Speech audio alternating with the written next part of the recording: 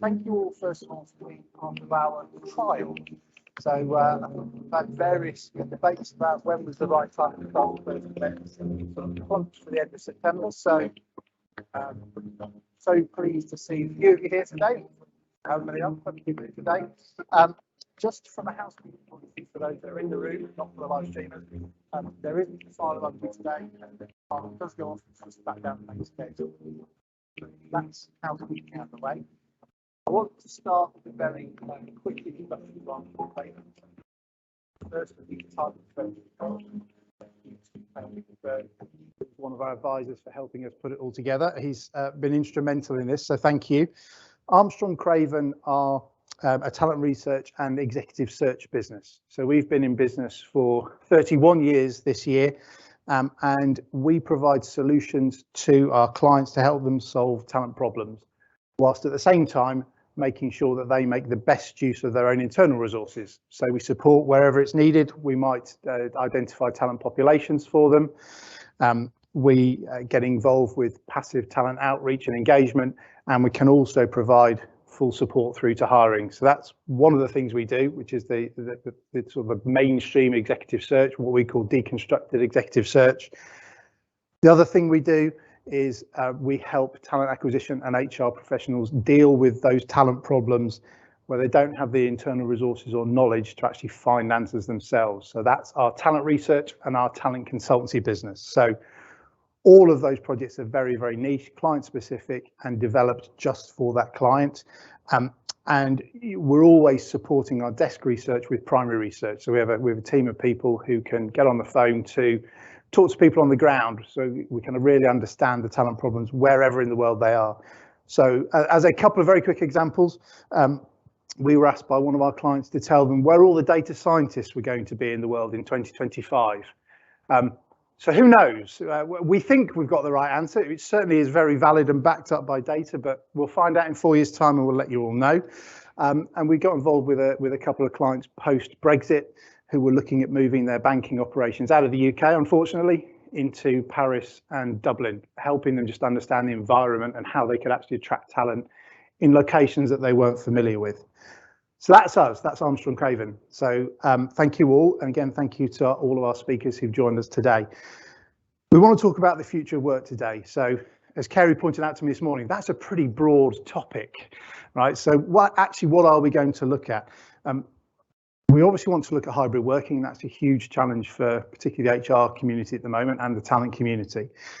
But when we think about the future of work, we started looking at this a few months ago. So actually, the future of work didn't start on the 31st of December 2019 in Wuhan.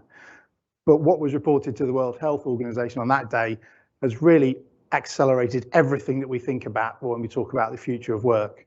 So we've looked at, there's probably 5 areas that we've identified where the pandemic has brought huge change and huge acceleration. Firstly is globalization. So I think all the weaknesses of globalization have been writ large over the course of the last 18 months.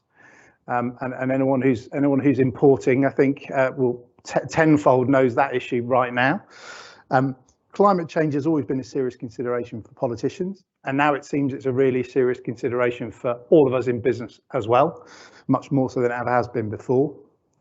Thirdly, the awful, although not directly pandemic related, death of George Floyd in Minneapolis has meant that diversity has come to the top of the agenda, and something, Black Lives Matter maybe, something's made it stick there, where in the past it's come up the agenda and seemingly disappeared again. But that's firmly on the agenda for all of our corporate clients right across the world. Robotic process automation, which I knew I wasn't going to be able to say, and artificial intelligence, those applications are being used in ways and in places that we never thought they would be, certainly not yet. And finally, ESG has become an enormous topic. I mean, I think I read something, well, I did read something. PwC are looking to hire 100,000 people globally into their ESG practice. And whether that's off the back of shareholder executive pay revolts or whether that's just social conscience, who knows? But that's a huge topic for everybody.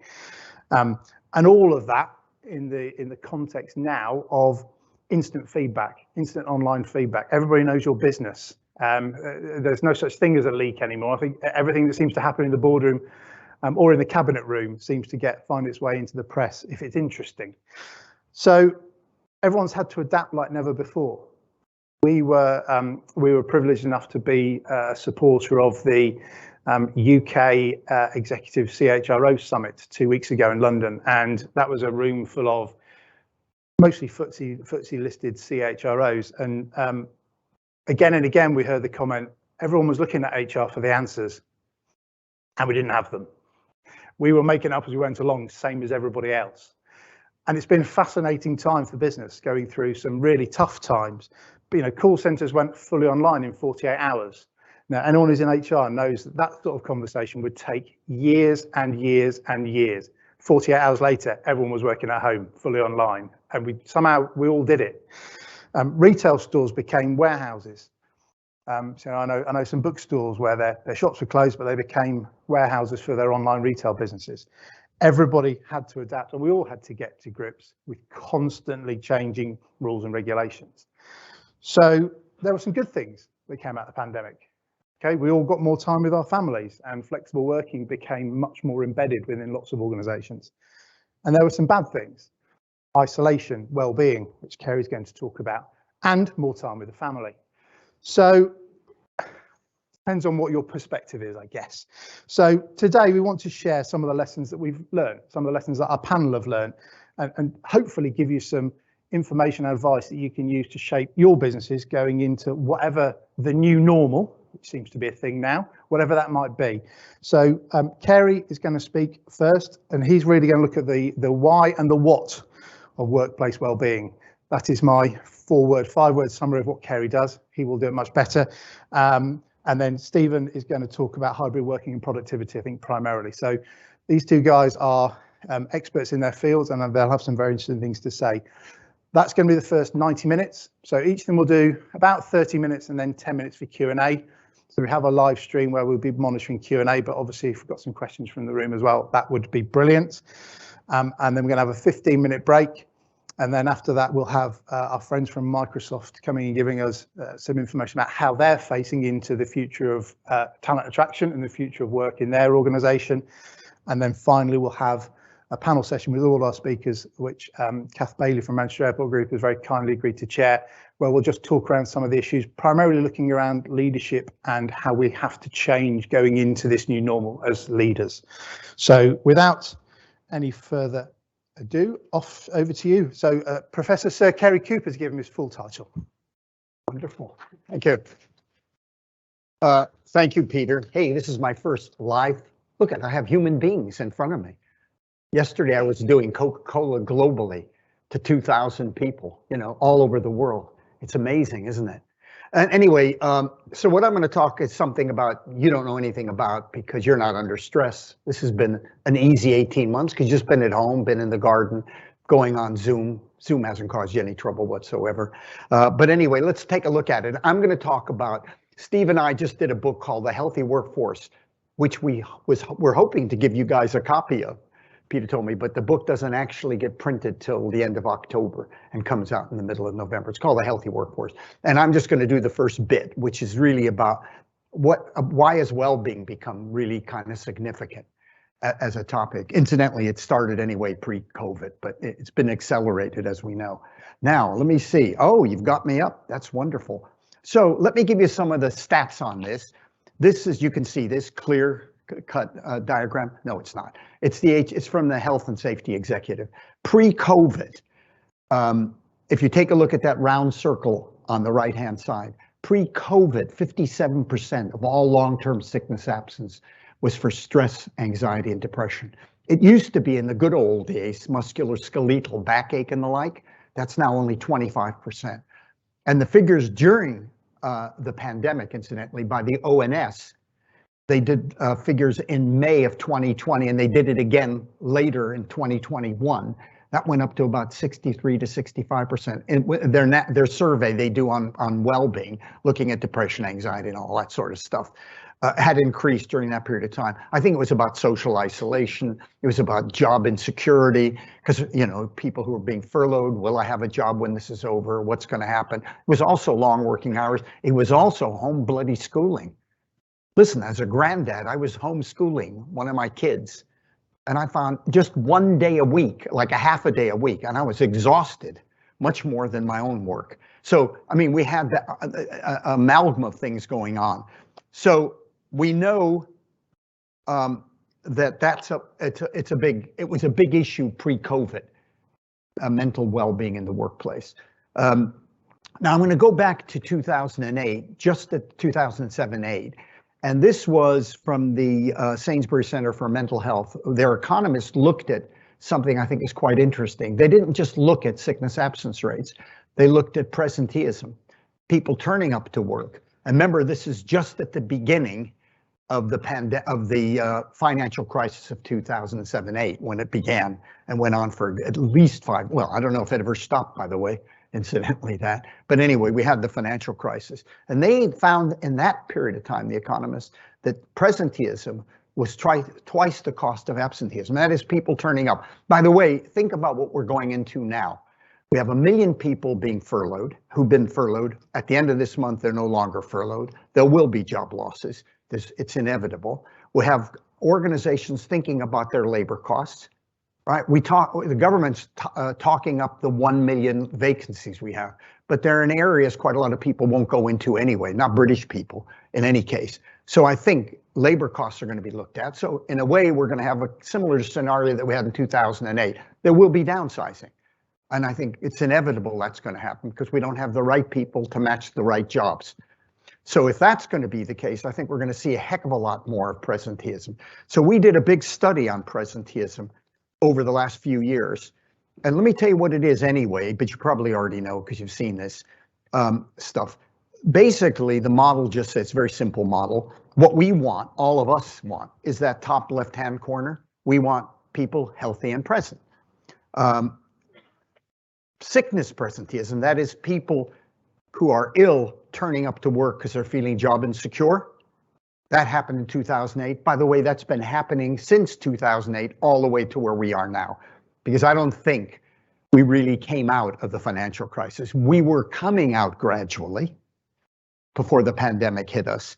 So we had presenteeism incidentally writ large, and there have been a number of studies during the pandemic. Of course, not you lot. You didn't do this, sending emails at 8 o'clock at night, all that kind of stuff. You didn't do that because you're 9-to-5ers. You made sure when you're working from home that you were with your family, you clocked off at 5 o'clock, etc. But presenteeism did exist even during the pandemic. Healthy and not always present, that's the job dissatisfied. I'm healthy, I'm fine, but boy, leaves on the line, please. I don't want to get into Manchester. And unhealthy and not always present. That's another scenario. So we did a study of 39,000 people, and we found that only a third of people were present and healthy. It's horrendous. 28% regularly were off. This was a representative sample of the general working population in the UK.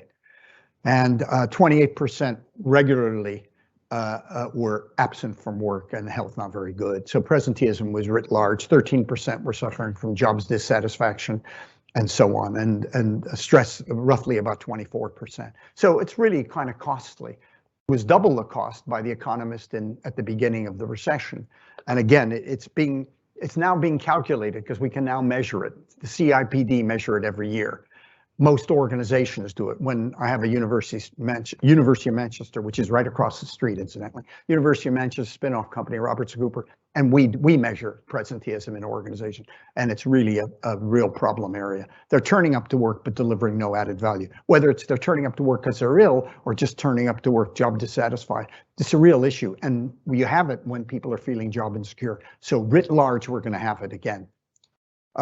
There's a lot of stats. I don't want to give you too many stats because I don't have that much time. So, but these are all the kind of figures. I think the worrying figure is what the OECD found out about mental health, ill health costs, because they did it for each one of their members.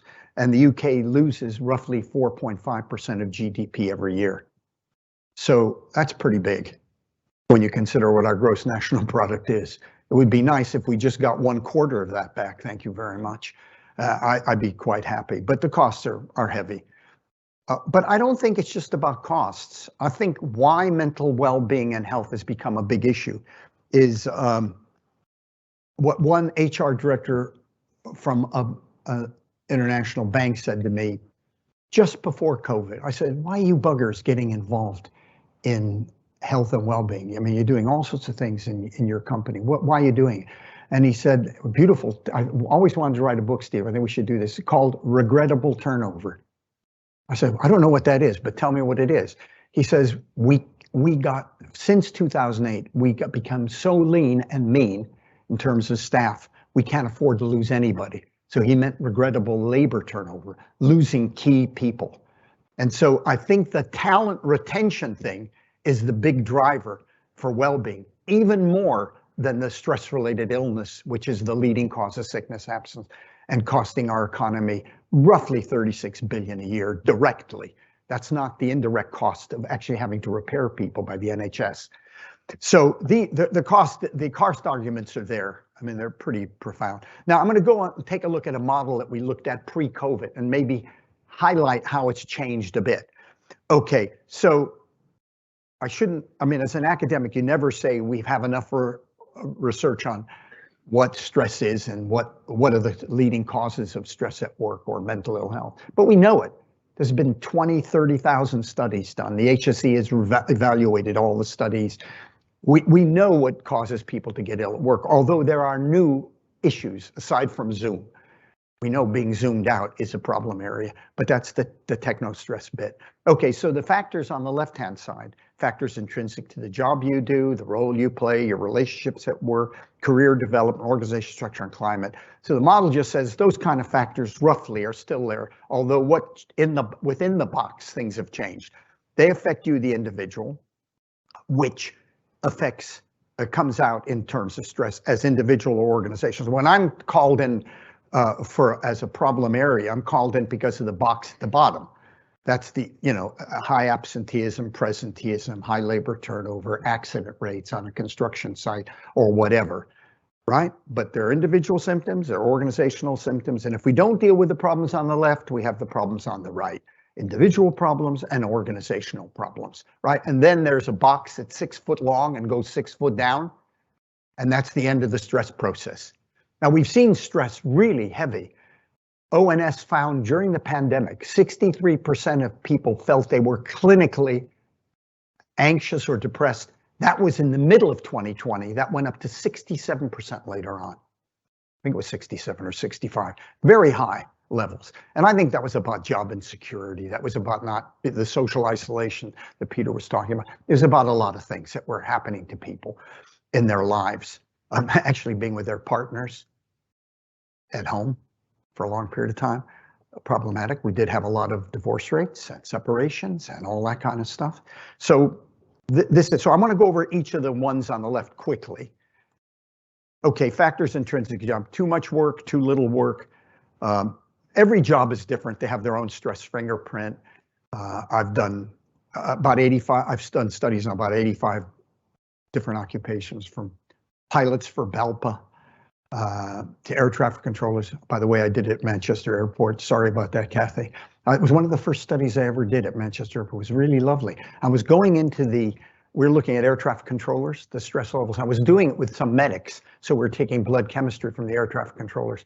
By the way, they're not a very high risk area, strange enough. Everybody thinks they are. It's because CAA every 6 months, I think, has to examine them. Isn't that right? Something like that.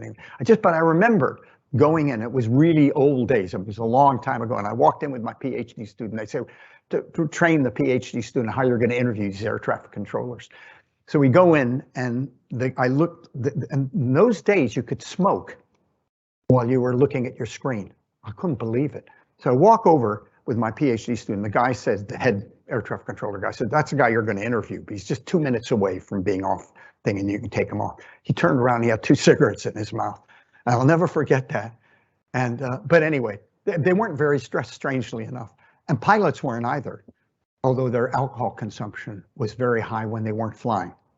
Anyway, but that's another story. I don't want to get into it. I don't want to scare you all about not flying.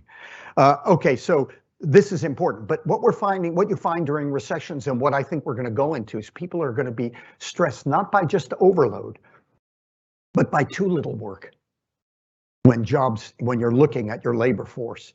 There's a great book called Something's Happened by Joseph Hellard. Do you remember Catch-22? Okay. He wrote, his first book was Something's Happened, which he worked in an insurance company. And the book is about somebody having a stress breakdown at work. And it's a humorous, just like Catch-22 was humorous. But listen to this, I love it because I think the quotes from it are really interesting, even though they're kind of humorous. So one of his characters in the book says, this is in an insurance company, says, I am bored, this is Underload. I am bored with my work very often now. Everything routine that comes in, I pass along to somebody else. This makes my boredom worse. It's a real problem to decide whether it's more boring to do something boring than to pass along everything boring to somebody else and have nothing to do at all. So it's a great book. And so you get, every job is different. When we do our 85 groups, whether we're doing teachers or managers or doctors or nurses, we've done all of those, we've done 85. And really, the stress fingerprint for a particular occupation is pretty robust. Oh, this was the pilot. This is Manchester.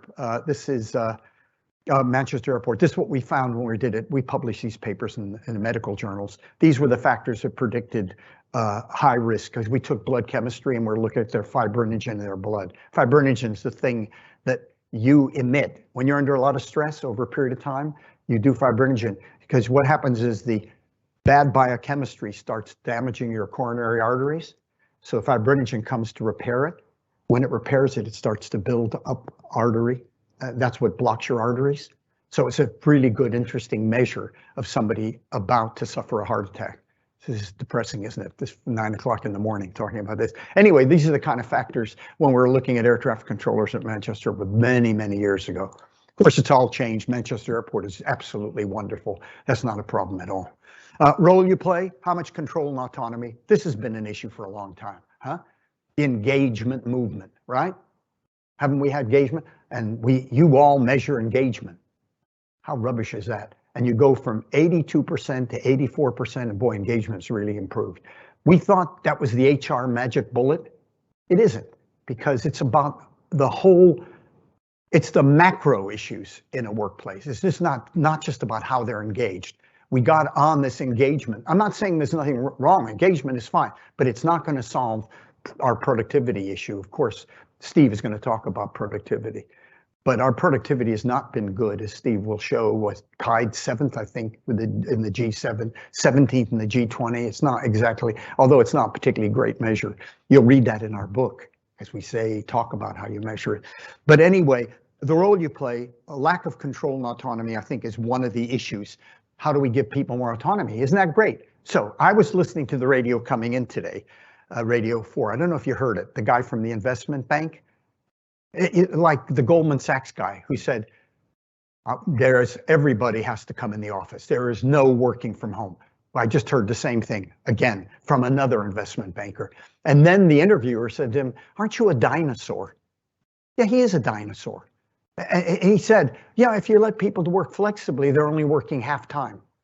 As if we didn't work. And Steve will again show you what we did during the pandemic, that our productivity did not suffer as of its work. And in some industries, I think it went up quite dramatically. And we will know that over the coming months. We all know that. You know, you were working very hard as well. I like this. This is, I like this illustration of control, again, from Heller's book. He says, one of his characters says, what would happen if deliberately, calmly, with malice aforethought and obvious premeditation, I disobeyed? I know what would happen. Nothing would happen, and the knowledge depresses me. I suppose just about impossible for someone like me to rebel anymore and produce any kind of lasting effect. I have lost the power to upset things that I had as a child. I can no longer change my environment or disturb it seriously. They'd simply fire and forget me as soon as I tried. Control and autonomy is important. And what flexible working does, forget hybrid, flexible has been around anyway. I did a book, an academic book, with scholars across the world, an edited volume, which came out, fortunate for me, in May of 2020. But we're looking at all the science on flexible working in North America, in China, all over the world, all right? The evidence was clear. Flexible working delivered to the bottom line, increased job satisfaction, where you could work flexibly. If you're an air traffic controller, you can't work flexibly, right? If you're a nurse or a doctor in a hospital, you can't work flexibly. But for those who can, the evidence pre-COVID was overwhelming that it was better for the bottom line, job satisfaction, retaining people, and the like. All right, so we've accelerated, as Peter said, and this is an important development that we do that. But if we're going to do it, let's do it right. And doing it right is what PwC, I think, is doing, which I think this is what they're doing. To say we're going to operate the 2 to 3 day model is pretty stupid. So the model is we expect you in 2 days a week. Why? What 2 days? Why don't you just say to them, given your role, given what we need from you, in other words, the psychological contract, what suits you and what suits us is X. And it might be for young people, they say, we're just out of university for 2 years or college or whatever, we want to come in 4 days a week, or most of the time, because that's where we learn from, socialize, meet our partners, everything to do with that.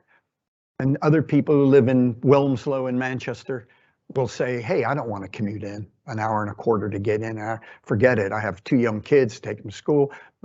Let me come in when I need to come in. Why can't we do that? I mean, I don't understand why we have to either mandate you have to be in the office or mandate you have to be in 2 days a week. People will come in for social needs anyway. You don't have to say that to them. They'll want to meet their colleagues. They'll need the team build and the like. So I think we have a long way to go in this flexible work. And we're just learning in a way how we're going to do the hybrid model. As we're learning in just doing this session, and almost every conference from now on over the next year is going to be like this. 20 or 30 people in a room, 200 people online. Hey, that's the way it's going to be. And that's fine. Let's see how we get on with it. But I mean, that is fine. Oh, I just show you about the dent. I did a big study for the British Dental Association many years ago. And as you can see, we found these are the factors that influence it. It wasn't about standing in front of people doing teeth. Do you know what it was about? It was about relationships, because it hadn't been trained on how they manage people. We know you love going to dentists, so you'll even call up your dentist and say, geez, you haven't got in touch with me, right? We all hate going to the dentist. I just been there last week. I hate it because I have this kind of fear, oh God, the pain and everything else. But it was quite interesting. It was all about relationships when we did this for the BDA. So now a lot of dental schools train people on how you manage patient fear and everything else. We found that the biggest predictor of ill health among dentists, perceiving the dentist as an inflictor of pain, and therefore they're anxious when they come. How do you like that one? Weird. But anyway, relationships at work, very important. This is the last Heller quote I'm going to do. Relationship with boss being the most significant thing. Pre-COVID, the evidence is clear. The person that causes you most stress at work is your line manager. No question about it. And the evidence is pretty overwhelming. I did a study where we evaluated all for the HSC years ago. We were looking at hours of work. We were looking at the line manager. Line manager is the big one. I run the National Forum for Health and Wellbeing at Work, made up of 40 global employers from Microsoft, BT, BP, Shell, goes on and on, all right? And when we had our first meeting 3.5 years ago, it's a voluntary organization made up of HR directors and chief medical officers. When we had our first meeting, we decided to prioritize what are the issues about health and well-being that are the most significant. Number one issue is your boss, i.e. the line manager. Everybody said, if you have an EQ'd line manager, an emotionally intelligent line manager with social interpersonal skills, you won't have half the problems. Your books won't sell, Cooper, right? And we don't do that, because what do? We recruit and promote people based on their technical skills, not their people skills. Unless you guys in HR get that, understand how important that is. In your selection of the future line managers, there should be parity between their technical skills and their people skills. We don't really do it. And that's what is really critical, I think, from the point of view of the kinds of issues Peter we're talking about. And that's what my national forum said was the most important issue. We then brought in a leading academic globally in this area, reviewed all the evidence, and it was the line manager that was the problem. And it really is the real the biggest challenge we had. Interestingly enough, you know what the second biggest issue we looked at? These are, again, really top C-suite people. Emails, they said, was causing damage, And now we can throw in Zoom with that. In other words, technology. The reason being is because people were always on. So, otherwise, the EU is moving in the direction of what France has done, which is the right to disconnect. And I think we have an issue with emails. And when I looked around, we talked about it. This group actually does we do things. We don't just sit and talk. We developed a 3-page guide on what all companies should do when it comes to emails. Is that right, Tony? Tony used to sit on this group, still does. And we developed this kind of guide of what you should do. But when I asked everybody around the table, how many of you have guidance? It was only, I think, 1 or 2 that said they did. None of them did. And it's a big issue because you're interfering with people. Oh yeah, I heard somebody say recently to me, he said, yeah, you're right about the emails thing. So, and this is a senior guy, he says, I always send the email off on a Friday afternoon, a lot of emails, says, but I tell them not to access it until Monday morning. Huh? Excuse me? Your line manager tells you that? Could you deal with this issue? And you're gonna have a nice relaxing weekend? It's the dumbest thing I ever heard. So again, we have an issue of that. There's a whole load of issues on this, but that's one of them. Relationships at work, boss, big one.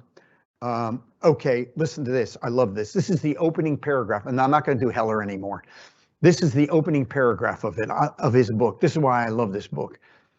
And remember, he worked in an insurance company for 10 years before he wrote Catch-22. Anyway, in the office in which I work, there are 5 people of whom I am afraid. Each of these 5 people is afraid of 4 people, excluding overlaps, for a total of 6 people who are feared by at least 1 person. This is the opening paragraph of his book. In my department, there are 6 people who are afraid of me, and 1 small secretary is afraid of all of us. I have 1 other person working for me who's not afraid of anyone, not even me, and I'd fire him quickly, but I'm afraid of him. The thought occurs to me often that there must be male clerks, office boys, assistants, managers of all ages who are afraid of everyone in the company. There's 1 typist in our department who's going crazy slowly, has all of us afraid of her. Her name is Martha. Our biggest fear is she'll go crazy on a weekday between 9 to 5. We hope she'll go crazy on a weekend when we aren't with her. Now, it's humorous, but it's about relationships, and relationships are important. We realized that during the pandemic, didn't we?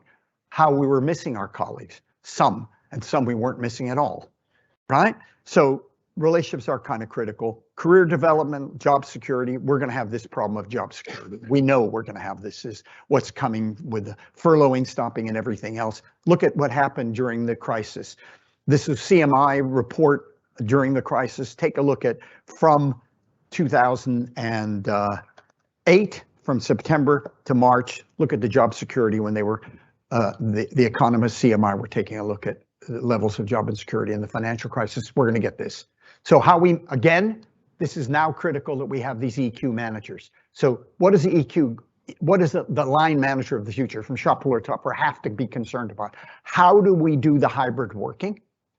How do we manage people? Some are going to be at home. Some are going to be in a central office. Like we're trying to do this in the conference, like we're doing it everywhere. Don't we need somebody who's got those skills now more than ever before? Okay, so that's one. If mental ill health is the leading cause of sickness absence in the UK economy, costing billions, 36 billion, probably a hell of a lot more when you add in the NHS to that.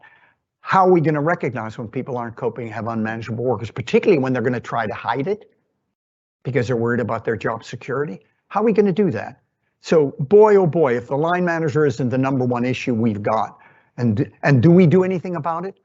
Across the street is my workplace, Manchester Business School, okay? Do we, at Manchester, do any of the business schools actually train our MBA students to manage people? No, it's all cognitive.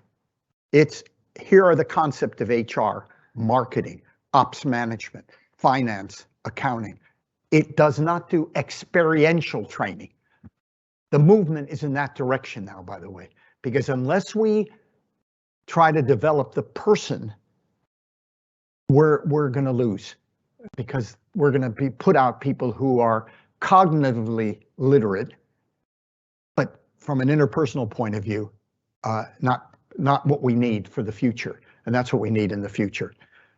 This happened during. I love this. This happened. This happened during the finance crisis. This was in the Buffalo News. The bad news, Johnson's, you're being let go. The good news, you can have your old job back at half your former pay. I can't live on that. The rest of the good news, we can offer you a second job also at half your former pay. I'd offer you a third, but I'm afraid of overheating the economy. So that was just a humorous thing about the job insecurity thing that occurred during the finance crisis. Organization structure and climate, really important. How do we create the right kind of culture? Well-being is the answer.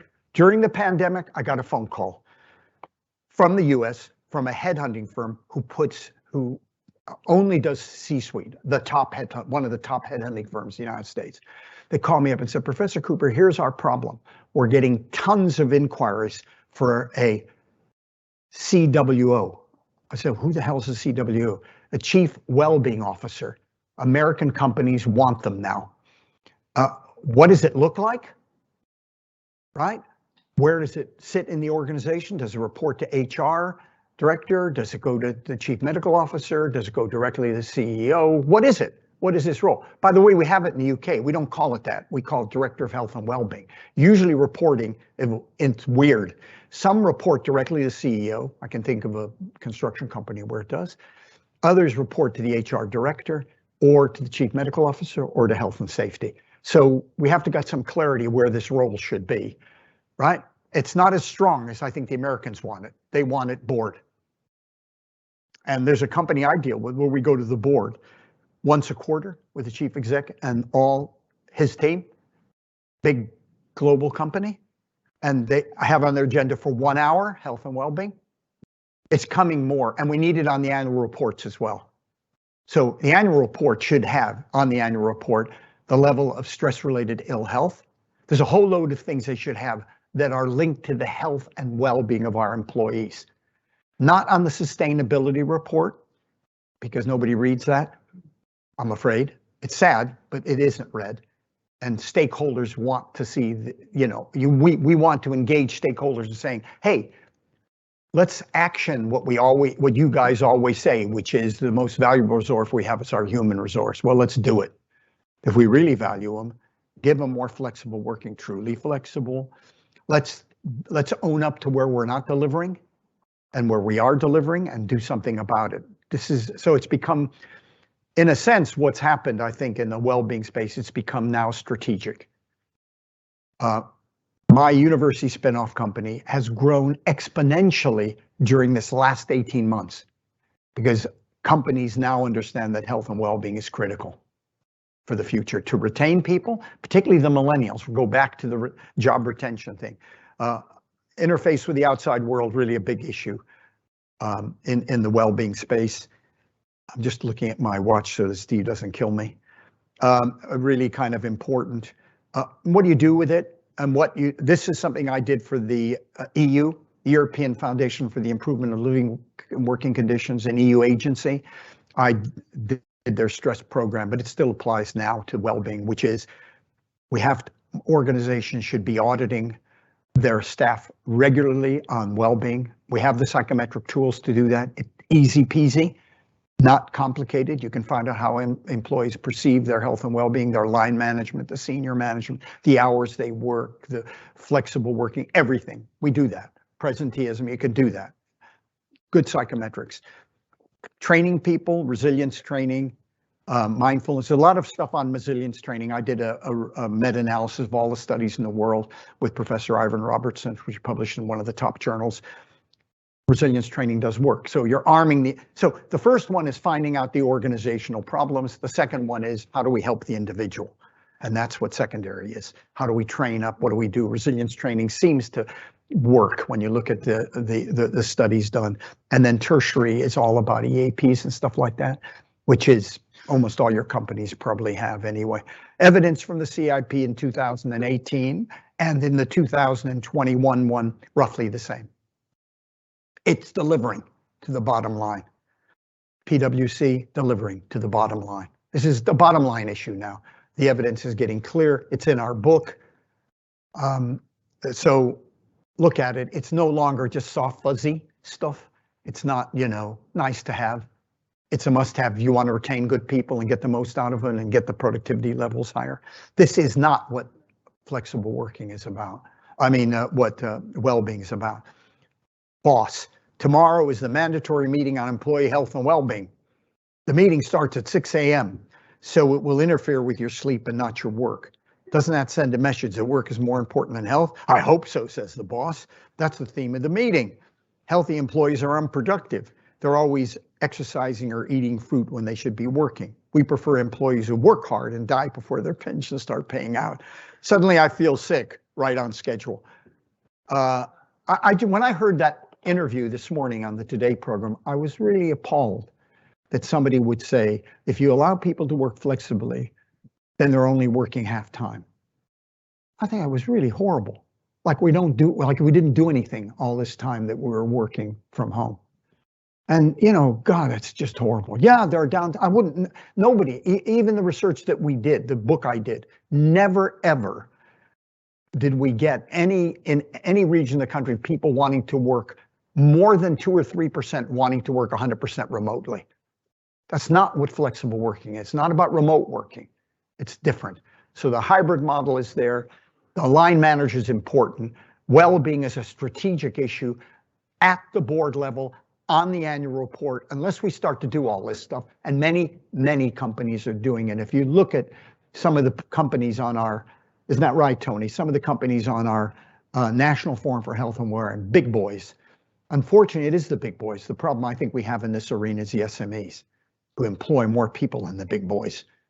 But we need to have this as a strategic issue from a productivity point of view, but also the health and well-being of our staff. So I'll leave it there. Otherwise, Steve will kill me. And then I can open it to some questions.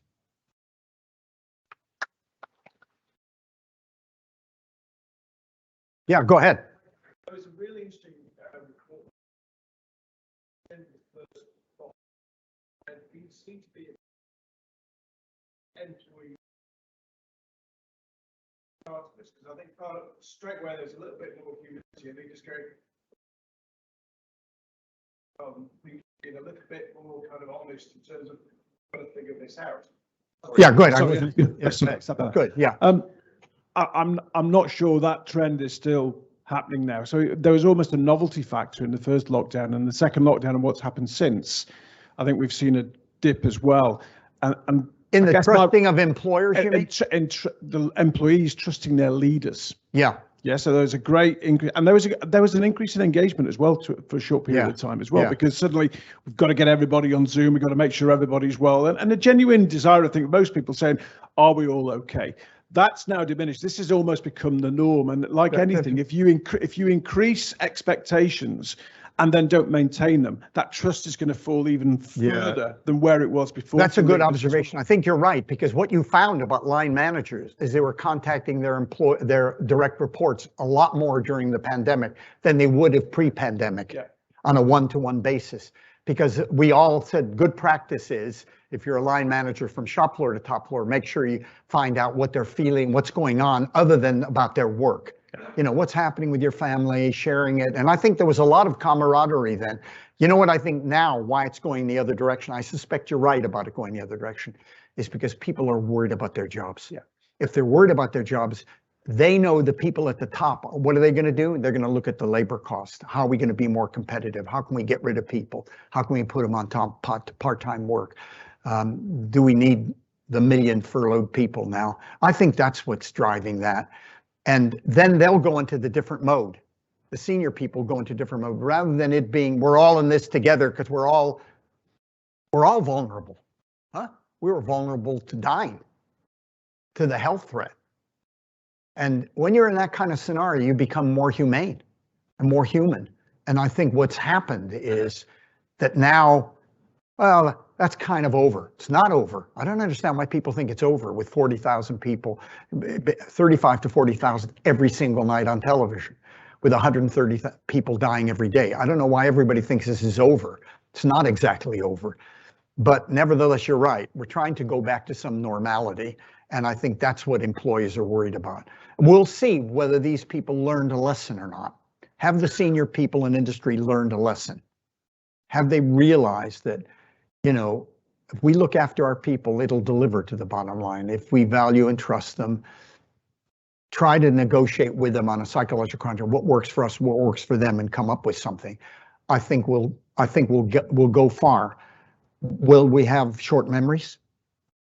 What you're saying is we may, and I hope not. Hearing people like the guy on the radio this morning, people then pick that out and go, oh, Goldman Sachs is going to go back, so we should be doing that, rather than them being the exception. Yeah.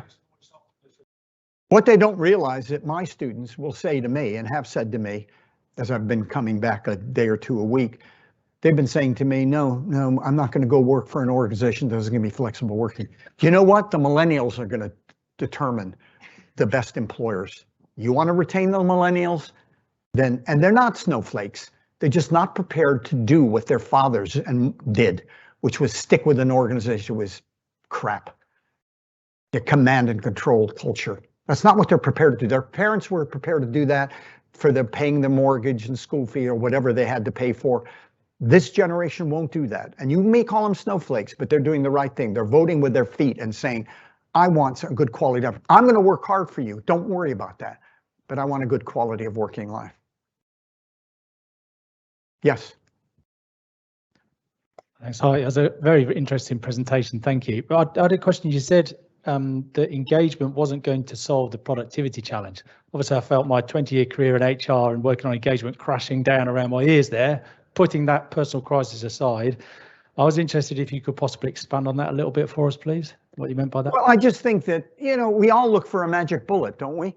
I think we went through the engagement era. Hey, come on, engagement's really the critical #1 dimension. And we're going to measure it. And every year we're going to give the figures, and we're going to delegate them down to every little subunit in the organization. And we expect you to do this, that, and the other. What really affects people when they go into the workplace is, to some extent, being engaged in helping to make decisions. Yes, particularly with a job. Yes. It's about having a line manager that manages them by praise and reward, not fault finding, right?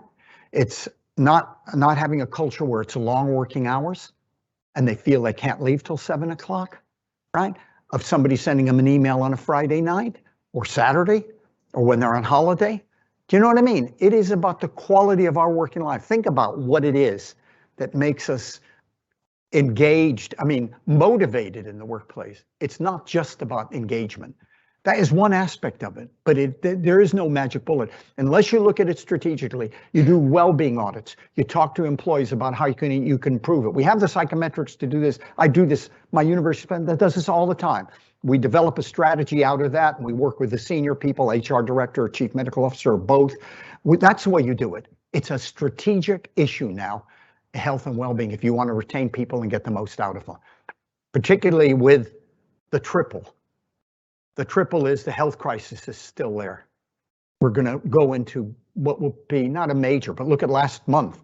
It was 0.1% growth. So we're going to have, I think, a recession. It won't be as bad as 2008, but we will have it because of the downsizing and everything. And the third one is Brexit. All right.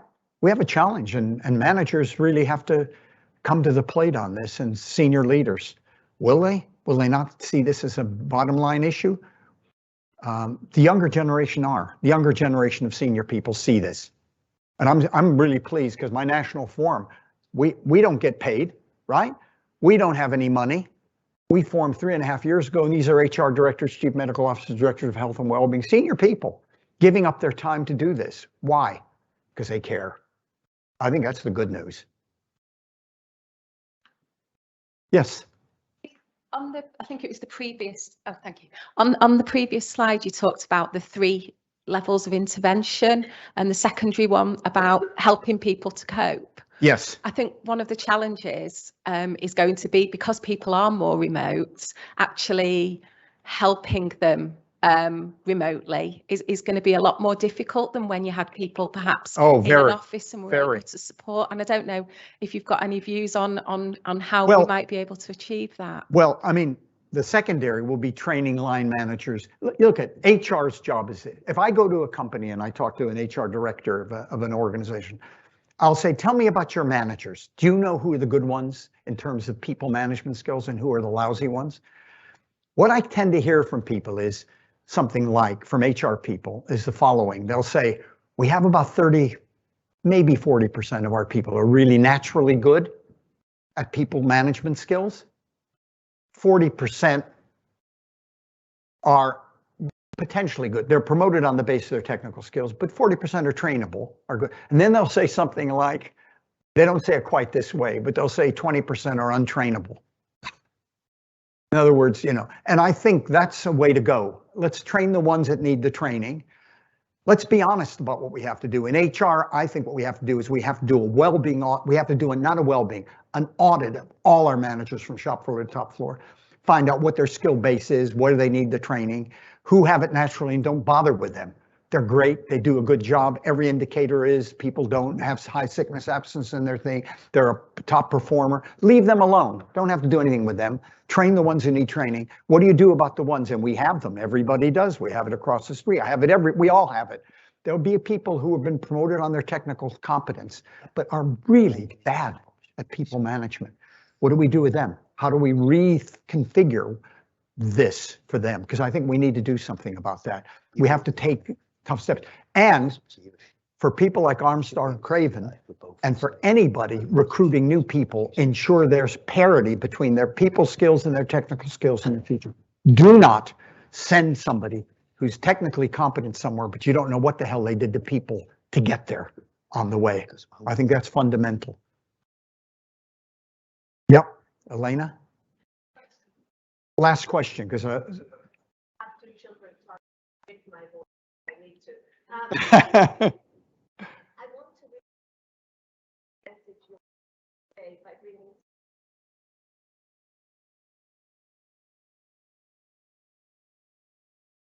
hiring for competence and firing on character, that we are shifting on hiring on character and firing on conscience. And I want to give you an example from the research we did, which led to the loss of 150 people in the Germanwings air crash, when the co-pilot purposefully crashed the plane because he was suffering from obviously psychosomatic stress and other mental conditions. And it was known that he was unhealthy. And yet the German law prevented the doctors making his condition known to his employer.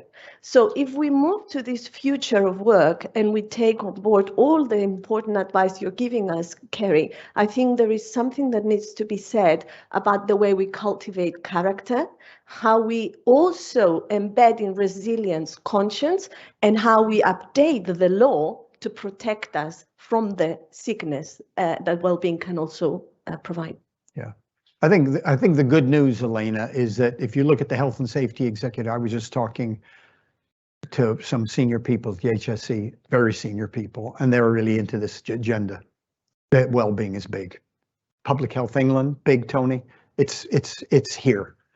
And for a whole variety of reasons we just mentioned. From a bottom line point of view, forget the sickness absence rates, which are appalling, stress-related sickness absence rates. It's how do we retain good staff and how do we retain and attract other ones? That should be a competitive edge.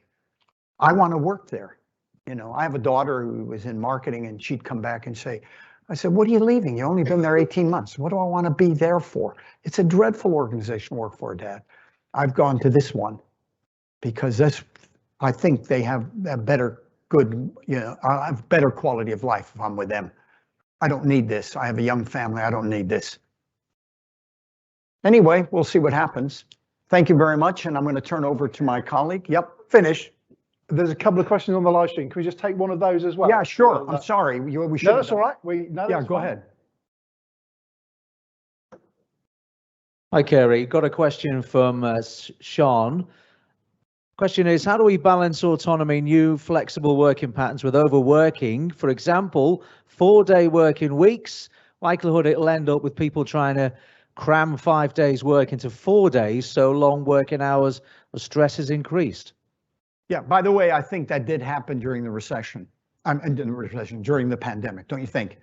I mean, I noticed I was working longer. I had to figure my own routine out, right? Because I was working, obviously, 100% from home during many, many months.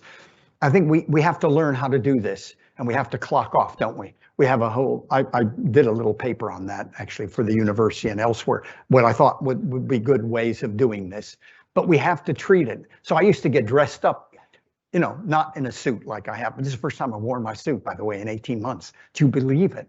I should have come in my jeans, which I normally wear, and had to get a routine for myself. So did my wife. And I think it's important to do that, to get a routine so we don't overwork, because that's not good. I mean, if you're working flexibly, then, but on the other hand, you don't want to have the right to disconnect, which says that we close your servers down, as Volkswagen do at their headquarters at 5:30. Or have the right to disconnect law, which says you can't access people, which you have in France, it's a law, at night, at weekends. The reason I say that is you have flexible working. You might want to go pick your kids up from school at 3:30, pick them up, read with them, and then do work in the evening. That's what it's about. But working long hours is not healthy for you. For the HSE, I did a meta-analysis of all the studies that had been done. And we found there was a strong relationship. If you consistently, not in any one week, consistently work long hours, you'll get ill. Simple as that. The evidence is pretty overwhelming. I did a book on it, an edited volume with all the academics, again, globally. It's called The Long Working Hours Culture, and it has the evidence there. We've known that for a hell of a long time. Anyway, thank you very much. And then I'm handing over to my buddy, Steve. Thank you.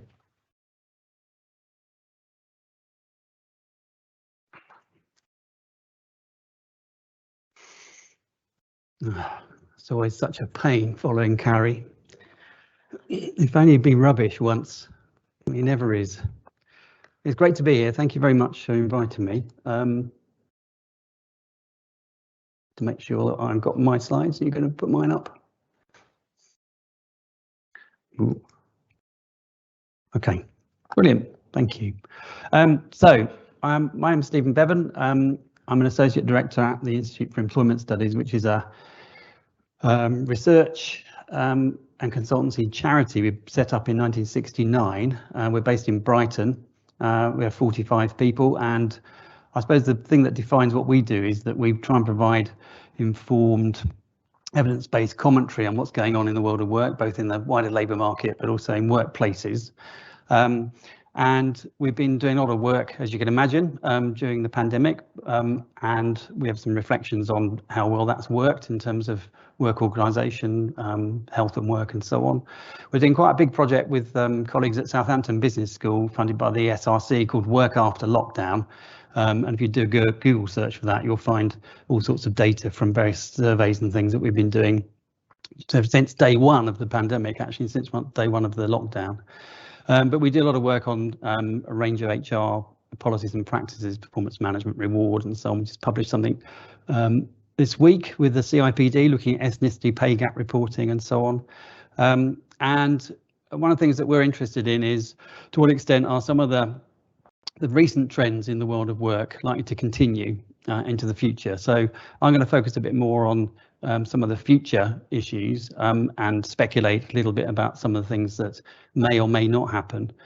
Over the last 2 years, there have been a more intensified debate, I suppose, about the ability of big organisations and small organisations to change and adapt the nature of the psychological contract that they have with their employers and employees, and of course the ways that the future of work itself will evolve. And so what I want to do today is take a critical look at some of the social, economic, technological forces that are likely to shape the future of work over the next decade or so. And in doing so, I want to assess whether the changes forced on us by the pandemic will result in a permanent shift in working patterns and employee preferences. And I also want to take a sober look at the history of the future of work, just to see how well our previous predictions about changes in workforces and workplaces have worked out in practice and what we might learn from that. And in putting together these thoughts, I was preoccupied by 3 questions, which I hope to address in presenting some data and some analysis and some of my arguments. So the first is, what are the main drivers of the dynamism that organisations will have to have or develop post-COVID? We've all been through a shock, and as we've heard already, some of those shocks have been positive and some have been negative. Secondly, are we seeing a revolution in the way that we work, or will things revert to normal, whatever that is? And then what are the big questions that HR professionals will need to answer in response to the drivers and to the changing employee expectations? So what I'm going to do is structure my presentation around 4 of the big factors that will force organisations to adapt and change. I recognise these aren't the only ones. So, for example, we've already had environment and sustainability raised as a big strategic issue, diversity and inclusion. All of those are really important and are probably of equal status to the 4 that I've chosen. But in the limited time I've got, I'm going to focus on these 4. Let's have a look at the first one on demographics and health. One of the things that's been really clear over the last 20 or 30 years, and it's one of the few things in the labour market that we can predict with any certainty, which is ageing. And we've seen a big shift in the age profile of the workforce in the UK.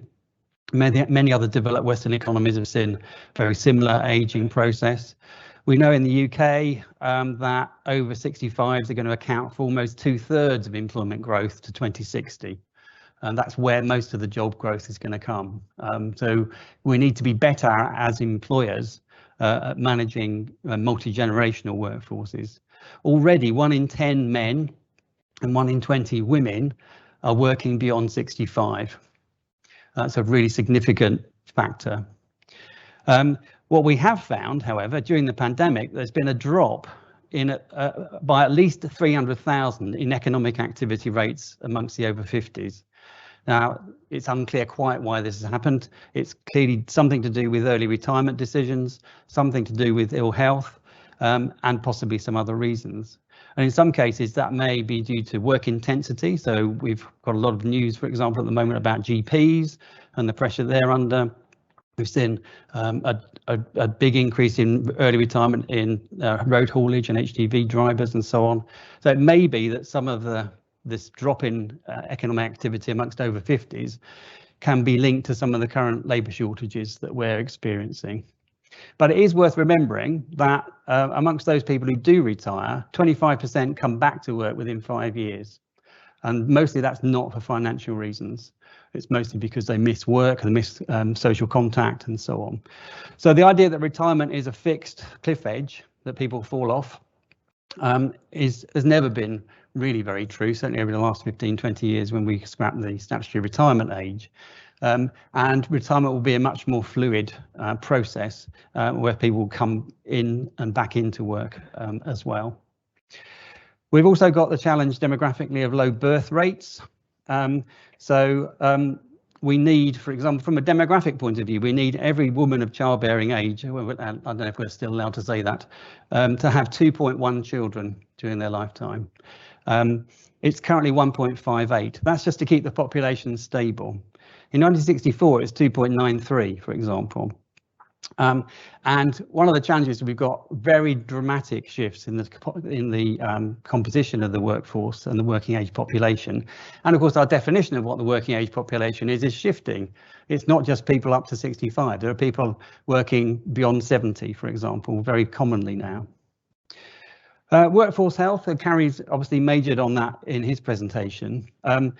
One of the things that's interesting is that despite everything, the combination of musculoskeletal conditions and mental health has remained the persistent 2 highest conditions that affect sickness, absence, presenteeism, lost productivity at work. Those to be old enough to remember 1979, the winter of discontent, we lost 29 million working days through strike action. It's consistently both MSK and stress have accounted for over 30 million working days lost each year over the last few years, even though sickness absence levels have gone down. Just a quick word for data geeks like me. In 10 years' time, when we look back on the last 2 years in terms of sickness absence data, we're going to be screwed. We have no idea what's happened to sickness absence, because how do you define what, work? If work is not a place and is an activity, how do we measure sickness absence and attendance at work? Is going to be a bit of a nightmare. What is also clear is that poor workforce health has a big impact on both labour supply and the productive capacity of the workforce. And obviously with ageing, that becomes more complex as well. So here's some forecasts based on various sources of data looking at the proportion of the working age population who will have a long-term health condition, at least one long-term health condition by 2020. And this basically represents about 40% of the UK working age population. So it's not a minority pursuit. You can see mental illness and musculoskeletal dominate, but also asthma, cancer, chronic obstructive pulmonary disorder, diabetes, coronary heart disease, stroke are affecting more people of working age, partly because we've got people working much longer because of pension crisis and people's preferences to work longer. And the other thing to bear in mind is between 25 and 30% of people have more than one condition. So from an organisational capability point of view, we're going to have to be dealing with more people with more complex health needs over the next 20 or 30 years than we've been used to doing over the last 20. And this is something that is definitely affected more by ageing. So we can see here, this is the last depressing graph, I hope, that the proportion of people who have more than one health condition grows massively as they age, perhaps unsurprisingly. And what we've seen here is if you drew a line at the 60 to 64 point, a vertical line, that would be the traditional point at which people would retire. Now that line's shifted to the right because our definition of working age has shifted as well. In fact, it's a very blurred line. So one of the challenges we have is from a workplace point of view, as well as from a public health point of view, how do we manage in the future the fact that more people will have work-limiting health conditions? These health conditions don't necessarily mean they'll leave the labour market. It just means that they'll have more need for support, both from the NHS, but also from employers. And I'd add to Cary's primary, secondary and tertiary list a little bit by saying that prevention is really important as part of this process. And Cary talked about doing stress audits and risk assessments and so on. There's been a requirement on employers since 1974 to do an annual psychosocial risk assessment in the workplace. Put your hand up if you do one every year. Yeah, that's the normal number, 0. It's a legal requirement, but people aren't doing it. We've detected that more and more organisations have been doing stress risk assessments during the pandemic, because back to one of the earlier questions about how do you do this remotely, more and more organisations have been concerned about stress amongst people working from home. But one of the things we really need to look at is how do we identify the early signs in the way that work is organised and jobs are designed and people are managed at work that may expose them to an elevated risk of psychosocial risk, health risks. Job retention is really important. So if people are ill or develop a health condition, how do we make sure that we're making adjustments at work to allow them not just to keep in work, but allow them to have opportunities for progression and career development at work. It's not enough just to say you have a disability or a long-term health condition, you should be grateful to have a job. We should expect people to have equal rights to progression and to good quality work. This means that line managers, and I agree completely with what Cary was saying about the central role they play, have to be much more skilled at job redesign. We know that autonomy, control, task discretion, all the things that Cary talked about, absolutely pivotal, not just to workplace productivity, but to workplace well-being. And we need managers to be really skilled in understanding how tactical, sometimes short-term changes to people's workload, to the way that their tasks are ordered, or how much autonomy they have over their tasks are done. And line managers quite often have been used to being in a situation where they take top-down control over the way that jobs are designed. There's much more interest now in this concept of job crafting, where individuals are playing a much more active part in redesigning their jobs to allow them to cope and to allow them to take on new challenges. We also need to make sure that we're managing return to work. So occupational health professionals quite often are patching people up and getting them back to work. They're not doing as much as they'd like to do in terms of surveillance, monitoring, risk assessment. We need to focus on the skills of and the discipline of vocational rehabilitation. I've got some colleagues I work with here up in Salford University who are really good on physiotherapy and vocational rehabilitation. The power of vocational rehab is a really important set of disciplines that organisations aren't accessing, and they really should. So these will not be minority pursuits. over the next 20 years as a high proportion of the workforce lives with a long-term and chronic condition. And of course, from a macroeconomic point of view, having a high proportion of your workforce with an ill health problem affects the productive capacity of the workforce. So let's next look at the second issue that I raised, which is about productivity and the long-term changes in the labour market and how work is organised. So as Cary said, we've got a pretty poor record in the UK comparatively to other OECD countries in terms of productivity. It's only really just before the pandemic that UK labour productivity achieved the same levels as it was at just before the financial crisis. And of course, things have dipped since then as well. So we could reliably, before the crisis, rely on UK productivity to grow by 2% a year. We measure productivity by output per hour worked. I think one of the interesting things, and one big question that has been raised by lots of CEOs, is whether or not productivity is held up during the crisis. We've been doing this work with Southampton University, where we've been measuring whether or not productivity has been affected by people working from home. And by and large, we found that it hasn't been affected at all. There are some occupational groups where it's been down, but others where it's been increased. And this has been echoed by data analysis by Alan Felsted at Cardiff University and various other studies using national data sets that suggest that actually labour productivity hasn't really been damaged too much by people working from home. However, our data suggests really strongly that people with positive mental health are twice as productive as those people with mental health problems who've been working from home. So it's not a universal truth that everyone's productivity is held up. The dynamics affecting mental health during lockdown has been very interesting.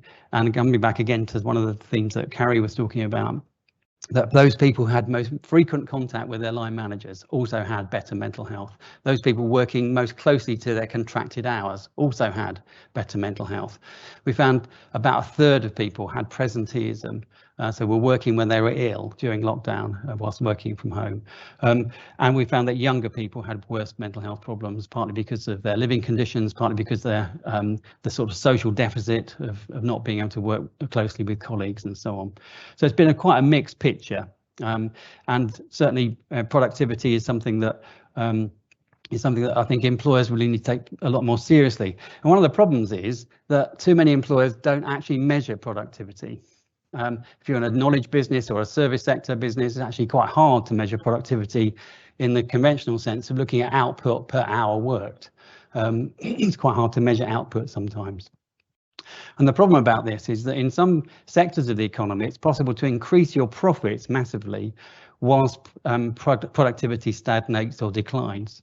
And sometimes the search for profit can crowd out the search for productivity increase.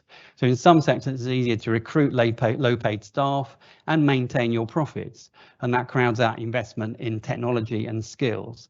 So we know from an economic point of view that if we invest in technology and invest in skills and human capital, that we're likely to see an increase in productivity.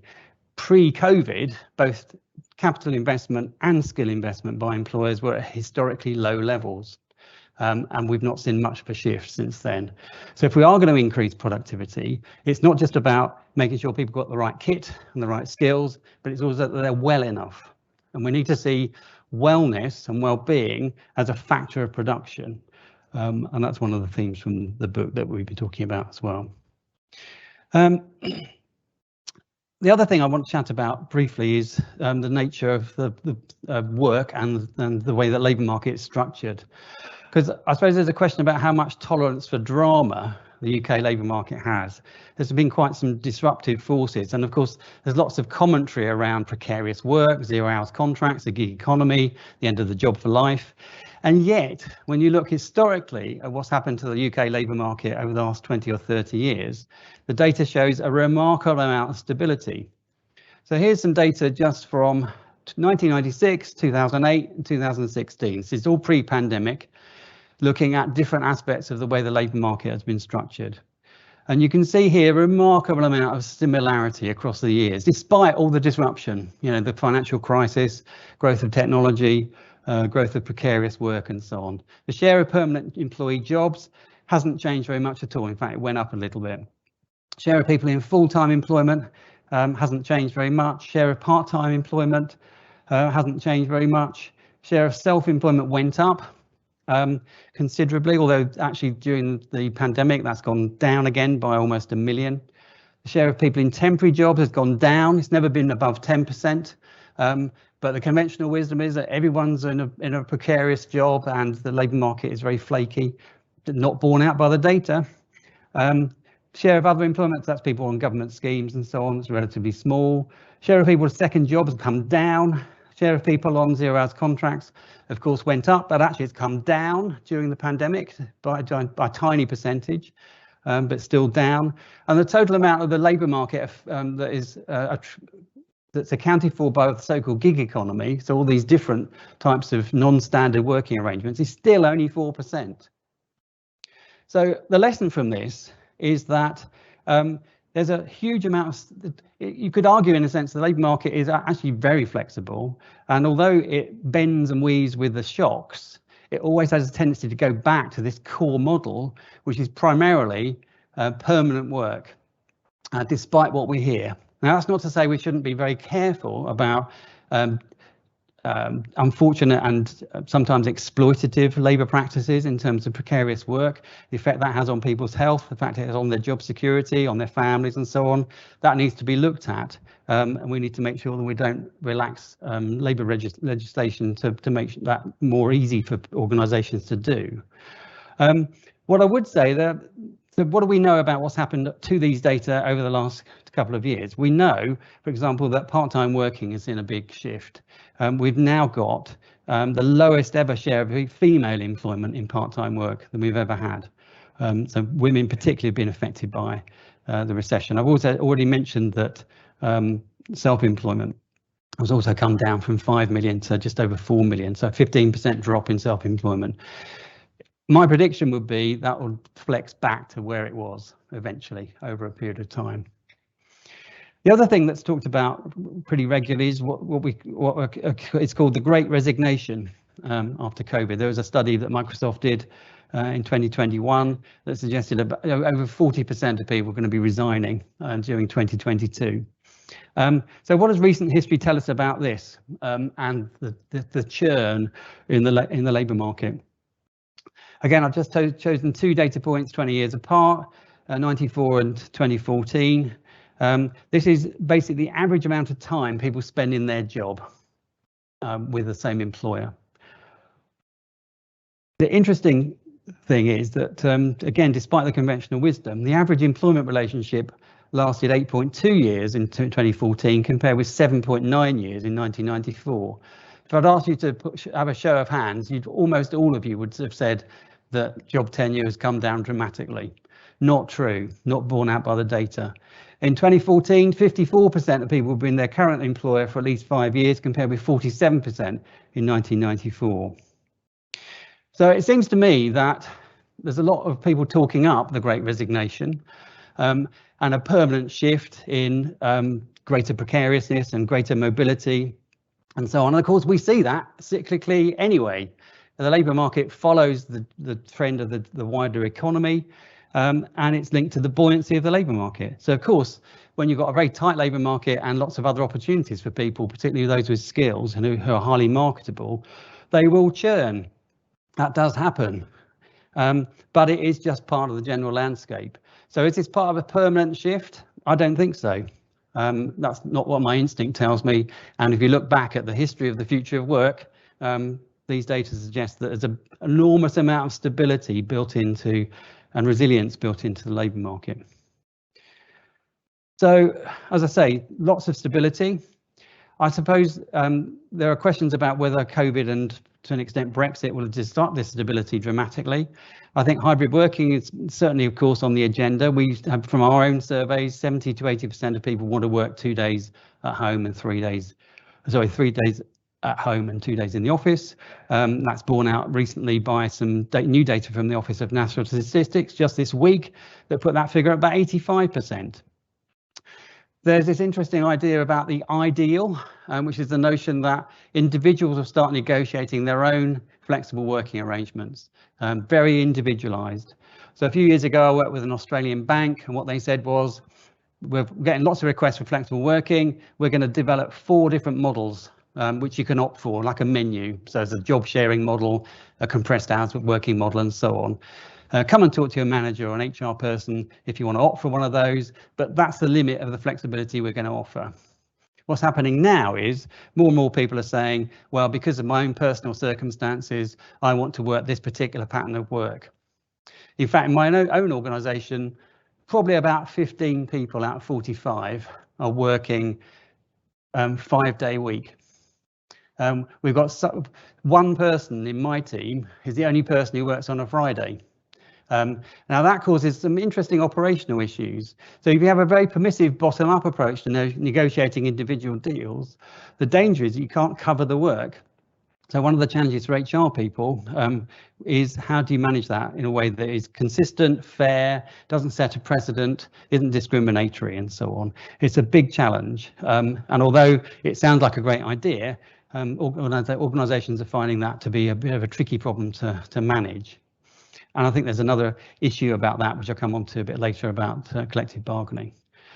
We're seeing labour shortages in key sectors, and Brexit and COVID have had an exacerbating effect on that, particularly in some sectors like agriculture, hospitality, road haulage, and so on. Precarious work, we talked a little bit about that. That'll always be a feature, but I think it's important not to over-egg it. 2 new things that have come on the agenda, which people like Cary and I have known about for a long time, but it's only become prominent recently, are the concept of burnout and moral injury. And these are different aspects of psychological well-being at work, which are affecting people in particular occupations. We know that burnout is a big issue amongst general practitioners in the health sector, but in other sectors too. The thing about burnout that's different from depression or anxiety is that it's accompanied by massive cynicism, physical exhaustion, fatigue that is not resolved by sleep, and demoralization. And I think that's one of the things that we'll see, which probably will extend over the next few years as more and more people find themselves in jobs that are just not possible to do. And moral injury is a related issue, which is certainly found most recently in the NHS, where people who have a vocation to deliver care find they're not able to do that. And actually they're being asked to make decisions and put into practice things that they know are against what their training says. So not allowing relatives to come and hold a hand of a dying patient provides a real crisis, not just of course for the patient and their relatives, but for the healthcare professional. And moral injury is an interesting dimension of psychological well-being at work. Well, I think we'll hear a lot more of. We talked about the Great Resignation, so I won't go into that in more detail. Technology. So technology is often identified as a disruptive force, which has historically accompanied changes in the nature of work and how it's done. And this needn't necessarily be high tech. Peter Salisbury, who used to be managing director of M&S, once told me that the biggest step change in retail labour productivity was the adoption of the shopping trolley. So it can be small things that make a big difference. It's also notoriously difficult to predict how and at what speed technology will transform work, and greater minds than mine have made fools of themselves by trying to do so. The quote in blue is Kevin Keegan. I just couldn't resist that one. The quote below is from an esteemed Nobel Prize winner who basically said, I won't read it out to you, but we've discovered all the important things, so we needn't bother trying anymore. That was 1903, so that was before Einstein was about. The telephone, too many serious shortcomings, won't be any very value to us. Trains, can't go fast on a train because you'll die of asphyxia. Here's my favourite one. Chairman of IBM, I think there's a world market for maybe 5 computers. Back in the days when a computer with less of the processing power than in your watch would fill this room. And then perhaps a bit of perspective, which I think is a very true statement about technology, is that we tend to overestimate the effect of a technology in the short run and underestimate the effect in the long run. And I think that's pretty much true of all the technological developments that we've seen, and therefore should frame the way we expect technology to affect work. So There's lots of breathy journalistic commentary and hyperbole and speculation about this debate, but not much data. And of course, lots of consultancies are really interested in creating a bit of anxiety about technology in order to sell business. I think there's been a lot of hype about whether technology will destroy jobs. I think it's pretty much a consensus now that technology will create more jobs than it destroys. Now, it's actually quite hard to tell what some of those new jobs will be, but I went to visit recently a big insurance company looking at the way they're using AI and robotics to manage the customer service interface and so on. And one of the things they've done really well is to make sure that they're taking out routine elements of jobs of customer service agents and using technology to automate routine things, but enrich the jobs of those customer service agents. They've not lost any jobs. Everyone who's been affected by the technology has been given more to do, more responsibility and more career development. So it's possible to implement technology without destroying jobs or make people redundant. But history tells us that productivity gains from technology can only be achieved with a similar investment in human capital. Now, there's still a long tail of laggardly or Luddite organisations that make adoption of technology patchy at the very best. And we know that in some areas, technology is very provider-led. I'm doing a review at the moment looking at the use of mood tracking apps on smartphones. And one of the interesting things is that the biggest distributor of mood tracking apps are insurance companies. And also we know that a vast majority of mood tracking apps only get downloaded 5,000 times or less. So there's a very provider-led aspect to some of these technologies. And there's some big questions about what problem those apps are supposed to be solving. So technology does have transformative potential, but it's too often scuppered by poor implementation, cultural barriers, lack of trust, and so on. We know there's a lot of hype about robotics, human augmentation, wearables, remote sensing technology, and so on. And they've all got a part to play, and they will have an incremental impact over a period of time, which is conditioned by our ability to assimilate them and to diffuse them through the organisation. But they do require good people processes to exploit their potential fully. There are ethical issues about data, privacy, issues around surveillance. How happy are you to have your performance managed remotely via technology? We of course know, people will move their mouse every half an hour when they're working at home just to make sure that their boss knows they're still alive and so on. But various technologies like the British Airways have had this trial looking at mood blankets, to pick up through brainwaves whether or not you're happy or sad if you're under a blanket on the airplane, blue if you're happy, etc. There's voice and face recognition to monitor people's stress. There's even a study I found recently that looks at muscle tension in your arm as you use your mouse as a way of identifying stress as well. So there's lots of technology out there. I'm just generally cynical based on our previous experience of the extent to which mass adoption of that technology will have a short-term transformative effect either on productivity or engagement. And finally, the COVID accelerator effect. We've talked quite a bit about all this already. It's clear that the lockdown and the pandemic and so on have accelerated some innovations in working practices that were already in the pipeline. And I think to an extent, as I say in the last point, we have leapfrogged quite quickly some of the developmental and evolutionary changes in the adoption of these practices. And I suppose the challenge is to hang on to the best of those. And that is a challenge, of course. The problem is, as Cary was saying about his, the Radio 4 interview this morning, it's almost become a politicised issue. This issue about whether working at home is a good thing or not. So the CEO Goldman Sachs called working from home an aberration, which they would correct. So James Dyson also said something similar recently, where he said that people who will come back to work were diligent, and those people who've been working from home were cocooned, which was interesting. Particularly given in his Desert Island Discs program that he did with Sue Lawley a few years ago, he was boasting that he did most of the development of his vacuum cleaner at home. Irony is dead. But things like virtual teams, flexible working, hub and spoke workplaces, hybrid and 4-day working week and so on have all been experimented with for many years, but they've been given a boost by the pandemic.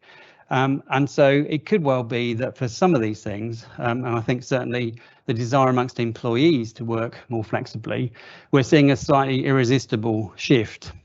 And it's something that some employers are finding difficult to deal with. And that's partly because they're trying to find a solution for everybody that fits everybody. Here's just one way of thinking about it. To what extent are the jobs that you've got in your organisation location dependent or independent, or time dependent or independent?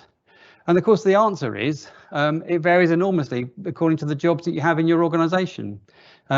If you're a hairdresser, then you're in the bottom left-hand quadrant. The production and consumption of hairdressing has to be co-located in the jargon.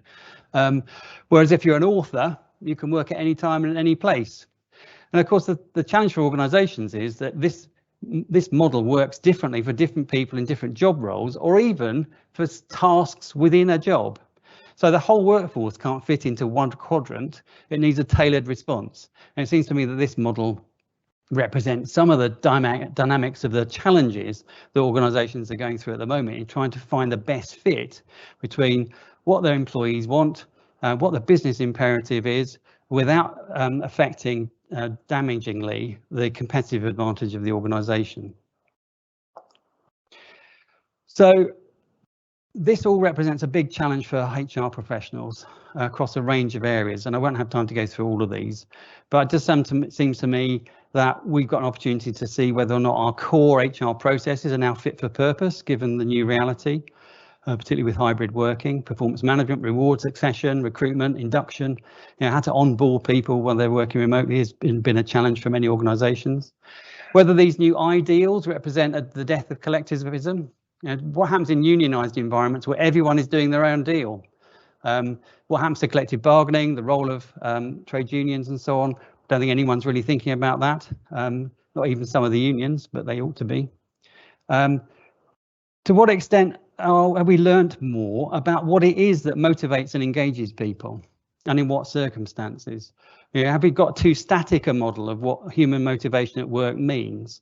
I think we've got a great opportunity to really get under the skin of that and try and reevaluate where we are and whether people have different motivational needs at different points in their life cycle.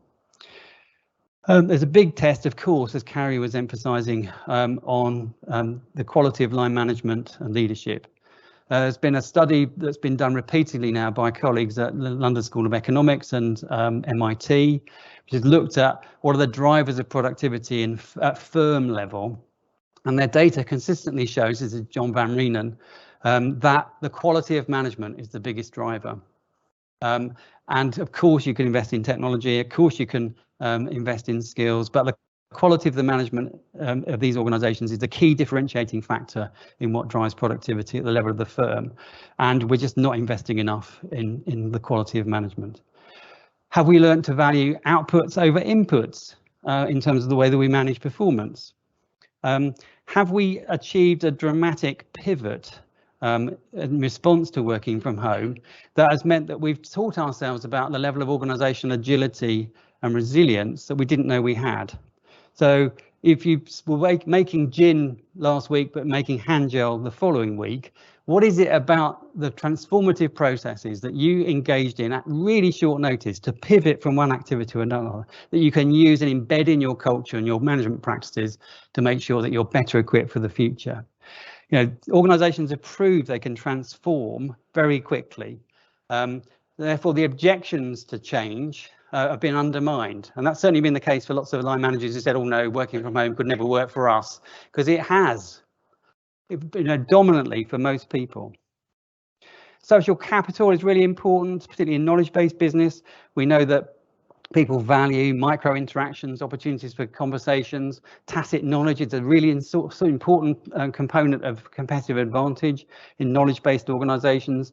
To what extent do we need to build that back to compensate for the fact that many people have been isolated from working at home? How do we engender that? How do we need to change the way we think about involvement in participation in decision making amongst individuals? How much do we need their consent for change, whereas previously we just told them what to do? And then there's a big issue for me about what the role of the HR is in terms of as ethical stewardship, the moral compass of business. There's a recent study, it showed that 51% line managers said they'd been asked to do something they felt ethically uncomfortable with. Now, where is HR in all that? You know, during all this change, when employee health became a business continuity issue, where HR people had conversations at board level, where are they using that influence to make sure that organisations are doing the right thing? There are still HR managers I talked to who are told by their chief executives, we want you to do this, and at the same time as implementing it, keep us out of tribunals. You know, that's your job as an HR person. Is that acceptable anymore? I'm not sure it is. So there's still a lot up for grabs. I think my overall point is that there's a great amount of certainty and stability in the way the labour market tends to respond to these things, and we shouldn't get overexcited by some of the more excitable speculation. We should certainly embrace the change that we've been through. But it does seem to me that we've had some rich examples and opportunities for learning and reflection over the last couple of years. And we need to decide which of those we need to capture most urgently. And we need to ask ourselves whether we can embrace, benefit from the opportunities that the future offers, particularly if we fail to upgrade the UK's management capacity. End of lecture. Thank you very much.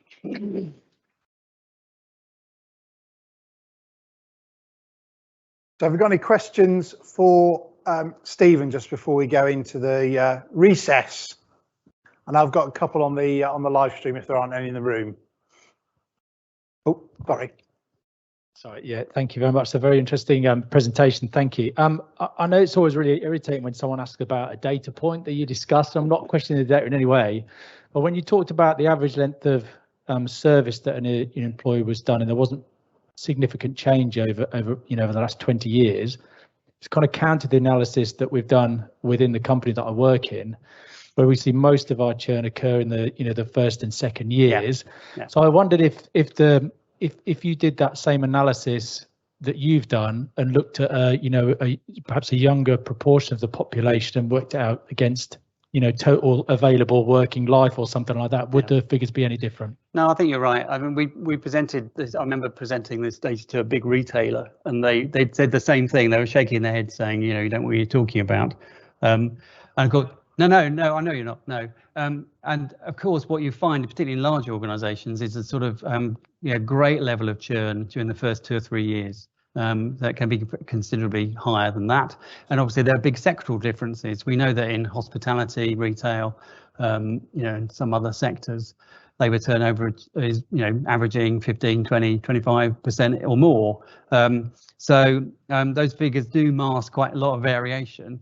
But I suppose the striking thing is that if you take it in aggregate, in terms of looking at the total amount of movement in the labour market, it absolutely goes against the conventional wisdom that everyone's a butterfly and everyone's moving around the whole time. Most people have got full-time mortgages.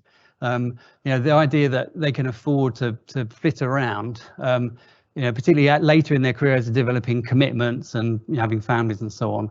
So you definitely do see an age and, to an extent, a length of service differentiator. People with short service tend to have a higher risk of churn. I think if you looked at the graduate labour market just by itself, you'd see, some of the ways that big graduate recruiters measure churn in the graduate labour market is this notion of the half-life. How long does it take for half your graduate intake to have left? And in good times, that's 5 years. In bad times, it's 18 months, 2 years. So there are different ways of looking at, the measures of labour turnover.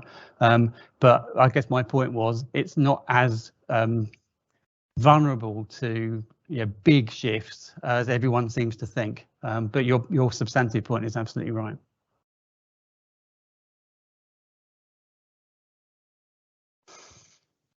You talk quite a bit about work from home and employers who think it's a bad thing and those who think it's a good thing. And you reference employees who know how to move their mouse every 30 minutes to show the employer they're doing something. Do you not think that technology will fix this? Because we are not very far off more sophisticated solutions to know exactly what people are doing at home, not just moving the mouse, but using the camera to see the time in front of the screen, the keystrokes, listening to what's going on in the room, where the telly's on, the dog's there. Do you not think that that's where it's going to go? Because employers will not be able to resist the ability to snoop into every aspect of what's going on in the home front. Yeah, I think that's partly true, but we've had that since way before the pandemic. Try and work in a call centre and not feel monitored, or have the amount of time you're allowed to spend to go to the loo strictly constrained. Look at warehousing and so on. So technology does allow that sort of surveillance. I mean, it does come down to trust, though, doesn't it? And in the nature of the work that people are doing. But it does seem to me that organisations who go straight for that option, where they're making it clear that everything you do is being monitored, can't expect a massive amount of discretionary effort from people to go the extra mile when they need to. So it's back to the issues of culture, EQ amongst line managers and so on. These are all things that is about appropriateness and fitness for purpose. I think just because you have a technology available to you doesn't mean you need to use it in those sort of rather draconian ways. And I think enlightened organisations, and I think that most organisations are enlightened, will be able to resist that. And those who don't will actually suffer, because people won't stand for it. And if they have the opportunity to jump ship, they will, because it's not part of the what they define as having a high quality of working life. Stephen, got one question online from Shelley Watts. She's asking, in relation to job design, comparing Gen Z with older workers, are there different job characteristics that hold greater importance in each category of worker? For example, autonomy. Is it more important for older workers, conversely, having purposeful work? Or is this more important for younger workers? Short answer is not as much as you think. We did a study for the Centre for Ageing Better, which was looking at what does good work mean for people in different generations. And I've also been doing some work with Professor Emma Parry at Cranfield University, which is looking at aspects of the future work. And our research shows really clearly that there aren't as many differences between the generational categories as everyone likes to think. There are more things that unite people across the generations in terms of what they want from their work. There are some studies that suggest that older workers and younger workers have got a slightly attach more importance to things like ethical performance of their organisation, whereas those people in mid-career who are interested in, more interested in pay and progression and so on. But in general, there are fewer differences between the generations than we've been led to believe. So I personally try and resist using terms like Gen X and Gen Y and millennials and boomers and so on, because I think it emphasises differences that don't really exist at a fundamental level. We're going to just have say 15-ish minutes from our friends at Microsoft, just giving us some information about how they are facing into the future work. And so I'm delighted to have one of our main stakeholders from Microsoft, Simon Dodea, who's going to come and give you their thoughts.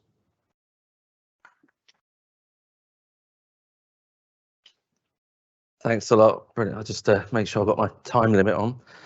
So Simon Dodea from Microsoft. Thanks a lot for great content, Cary and Stephen. It was fascinating. And I'm delighted to say that now I should be putting this into practice. So I was a bit worried when you were quoting stuff whether mine was going to contradict you. So the good news is I should be talking about what's been covered here in a practical reality way. So for us, the future of work started probably March 2020, when the Prime Minister made his speech, and then the next day, of course, all recruiting activity ceased, and we feared for our jobs, to be honest. But lucky enough, with the change, say in the way that Sweden didn't go into lockdown and other countries didn't go into lockdown, it was stagnated, and it only affected us for about 3 months. But in those 3 months, obviously, the norm was challenged immensely, and we needed to change the way we recruited. Never again, from that moment to now, have we met anyone face to face. Even just a minute ago, I'm checking messages, and stakeholders are beginning to ask for face to face. It's not going to happen at the moment. I don't know when it will change. It's not within my remit, but at the moment we're still doing virtual. So we needed to change the way we recruited colleagues and employees into the business. How we hired new people, how we onboarded them, how the day-to-day working and team management happened. There's been too much talk about Zoom, right? We don't do Zoom in our world, we do Teams. Okay, so does everyone know what Teams is? Yeah, great. So Teams is modern workplace. Modern workplace is how you have your desk now, right? So it's the evolvement of Skype, for example, OneNote, spreadsheets, blah, blah, blah. It's all in one package. So we had that beginning to be rolled out before the pandemic, and it was a great tool. We had it, but then come the pandemic, that was it. That was our lifeline. So we had to hire. So going back to the presentation, we have in our leader, Satya Nadella, the man that introduced the culture that we have today. I'll go into it in a while, but his mantra was, "Come as you are, do what you love," and we adopted that as our sort of cultural lead. So we have to hire for that and hire for a growth mindset. It's difficult to explain, right? But come as you are, do what you love is very easy to grasp. And what that means is basically you just turn up. This is the first time in 2 years I've dressed on the waist down, right? So I will go on Zoom. I've still forgotten my slides not done. Thank you very much. Thank you. I'm nervous enough as it is, right? So come as you are, do what you love. It's exactly that, and we have a growth mindset that we hire for. Now, this isn't done with tests. It's not done with psychometric tests. It's an amazing thing where you're just trying to catch the right growth mindset, which means entrepreneurship,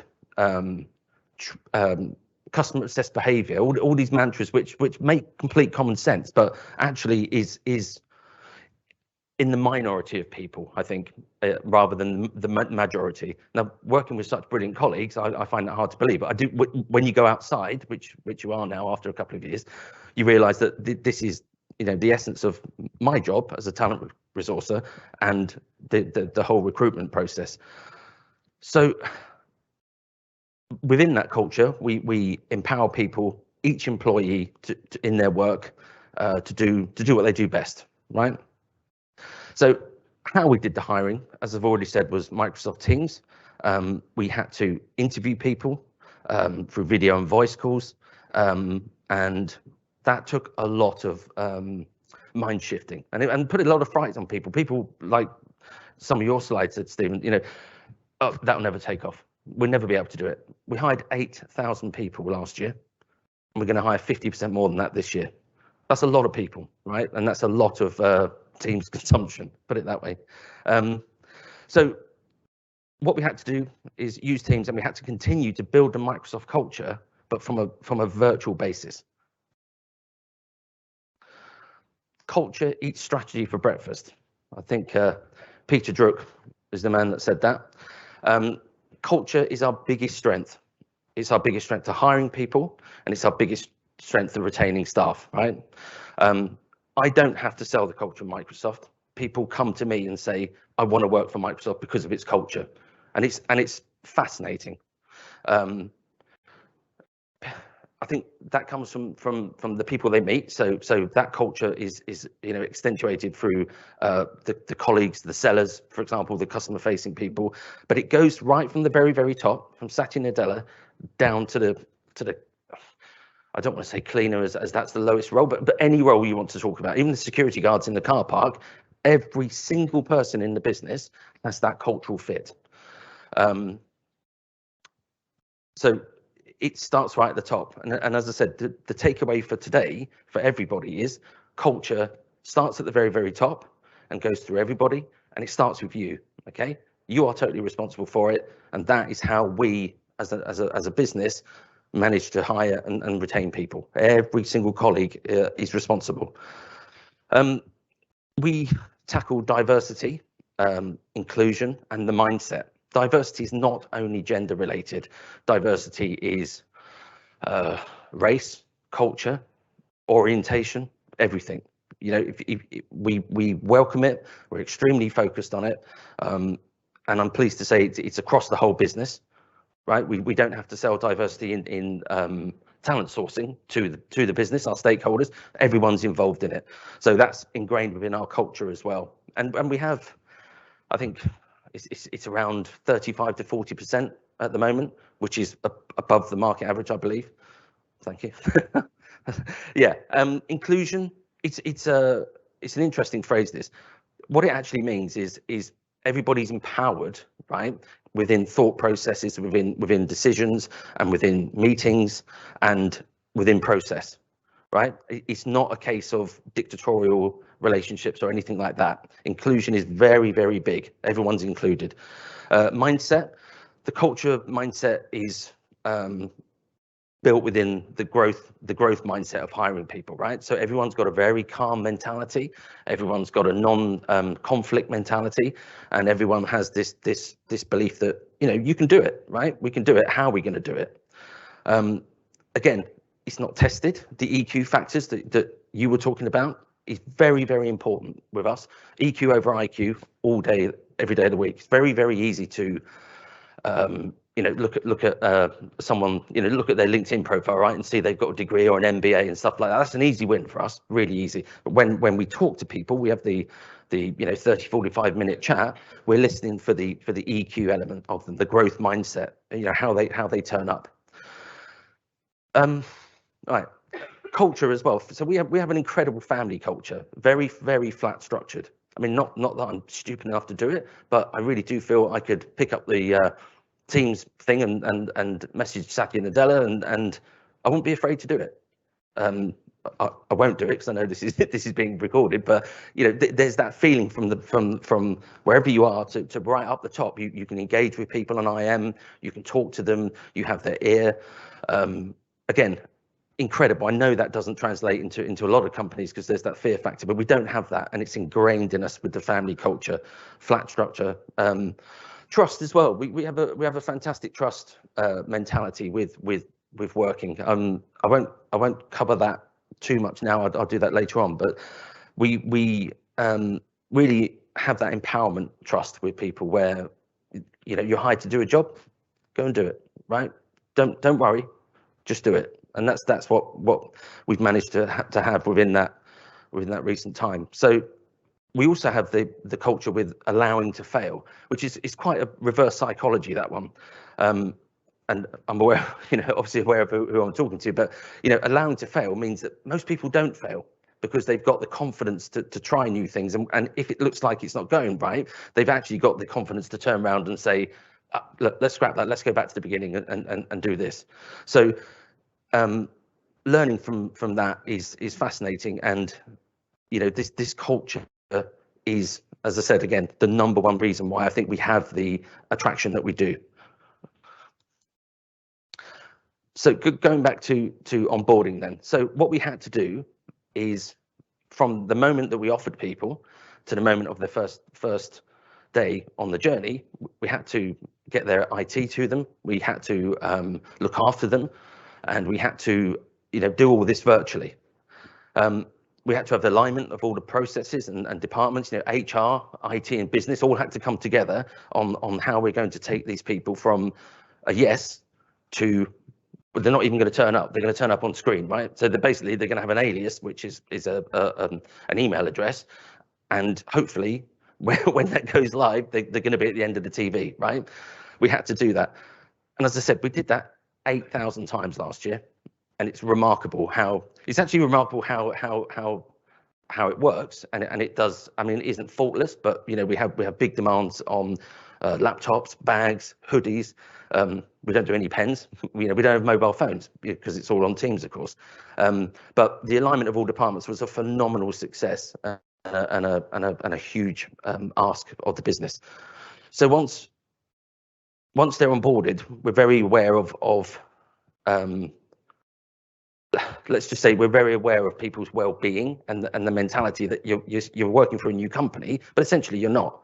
You know, you've got the same shirt on, you're sitting in front of a different computer, and you've got new colleagues. So onboarding, we have buddies. Now, we've always had buddies, but we particularly have buddies now where you're actually like a pastoral care, right? We actually care for people in a vastly different way. So you know, my buddy was vastly different back when I started, but you know, with the people that I buddy up with, you have sort of 3 or 4 meetings a week with them, just to check in how they are, getting to know them, and then helping them through the onboarding, which is probably 15 to 20 online courses that we all have to take, and covering all the processes, and then seeing them through their mental well-being and seeing them through the training on the job.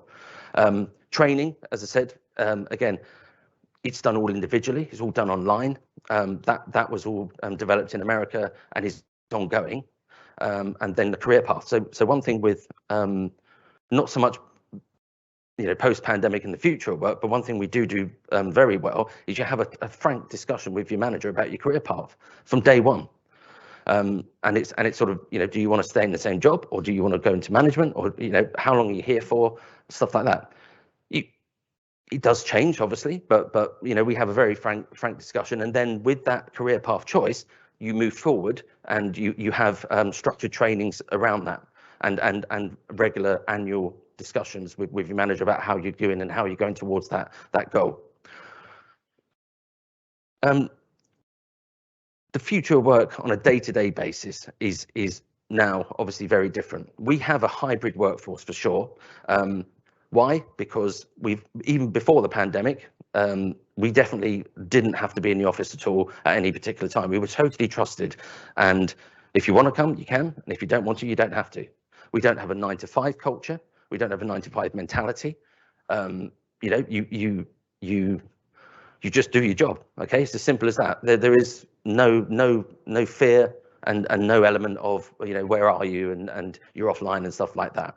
I've got 10 people in my team, and I say to them all the time, I don't care what you're doing, right? If you're dropping the kids off, great, so am I. If you're picking them up at 3 o'clock, so what? So is everyone else.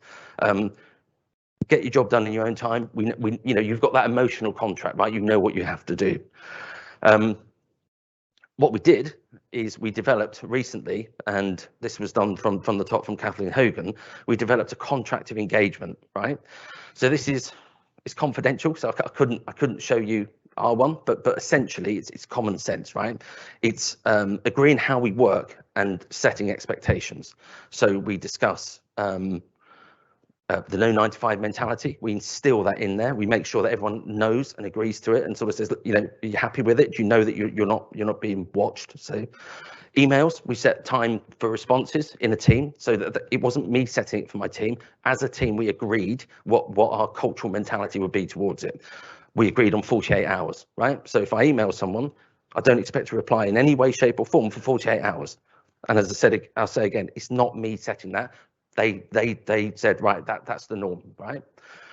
IM messages, 3 to 4 hours. They said, we get back to you in the same day, morning, whatever. Yeah, fine. Ironically, we never discussed one thing about a telephone. Not one conversation didn't come up once. Like, what about if I ring you? Like, pardon?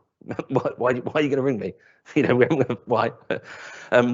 We set the well-being, mental well-being, so focus times as well, right? We sort of said, listen, put time in your diary to focus on whatever you want to do. So when you've got that in your diary and it's blocked, you cannot override it. So if they're not available when you set a meeting, they're not available, and we're not asking them what they're doing. That's it. We also set times for social interaction. We said, if do you want to come back in the office? The overwhelming majority said no, we don't want to. But they said we would like to see you. We would like to have social interactions where possible, meetups and stuff. So, for example, last night was the first time I've been out in years, and I met some of my team last night. It was absolutely brilliant, and it wasn't part of my presentation, but I'll put it in there now. What I got personally out of meeting the guys last night was absolutely fantastic. So, this contractor engagement is absolutely essential, but it does have this hybrid nature about meeting and that physical contact. I know it sounds really, well, it may not sound really weird, but the first thing we all did when we first met each other, we all hugged. I nearly hugged you today because I met you for the first time. It's really weird. I know Peter really well, but I don't know Peter. When I looked up to him, because you're so tall, it was weird, but it was lovely to meet you. And you, Rachel, obviously can. So back to the day-to-day working. So mental well-being, wellness, family time, focus time. We agreed on that contractor engagement as well. A lot of our meetings start at 9:15 in the morning, right? Because people are taking their kids to school. Regularly, we've got dogs, kids. Amazon deliveries is a favorite one.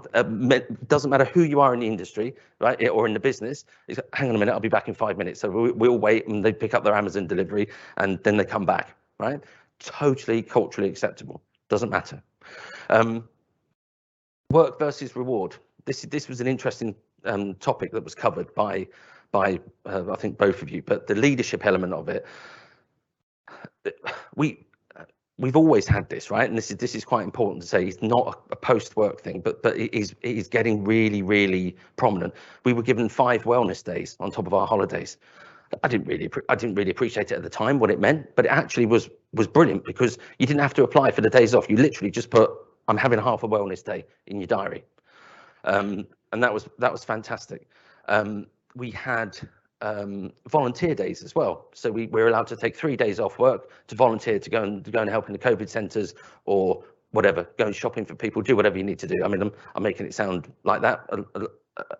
My volunteer days have been with working with the Irish guys, the Irish Tech Society, basically helping people find jobs and write emails and CVs and stuff like that. But they allow you to take 3 days off to do whatever you want to do volunteer wise. We have education supplements, which basically means they'll pay for, I don't know, MBAs or whatever you want to do. If you want to do courses, if you want to swap to go into the business, they'll pay for you. We also have wellness seminars, and I appreciate not everyone's got the budget that Microsoft's got. So we had Sophie Ellis-Bextor dancing around her kitchen, which was great. And then we had Joe Wicks, I think, doing exercises as well. You could turn up if you wanted to, and you didn't have to turn up if you didn't want to. But the mental wellness and all these added things really shows the culture of Microsoft, that they care, right? There's a lot of other things. I could go on for hours and hours about it, but the other thing is we've got like employee numbers, for wellness numbers. So if you want care, you can ring up and you can talk to lawyers. You can have 10 sessions of not therapies, but you can have mental therapy, physiotherapy, all these different stuff that's way outside of the normal benefits. I don't know how I'm doing for time. Have I covered time? I'm just about right. Okay. As I said to you before, I mean, there's so much to discuss with this. I could go on for hours and hours, and gratefully, obviously, I'm not going to now. So thank you very much for that. If there's any questions.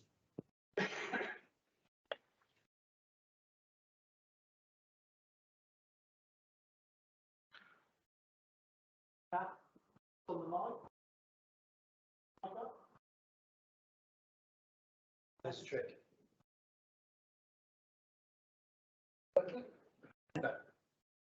We use the handheld.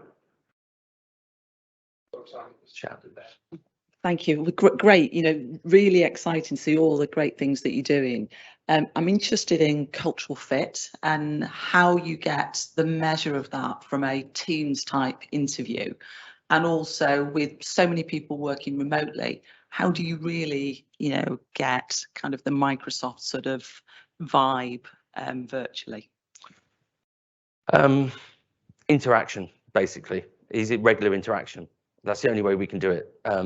You're allowed to, you're encouraged to hide if you want to. I know hide's a pretty harsh word, but let's just use basic language, right? You're allowed to hide if you want. You don't have to have your camera on, but it's quite noticeable if you don't have your camera on, you don't interact. So we try and encourage you to have your camera on and have the eye contact and have regular cadences and things like that. You only pick up culture by instinct.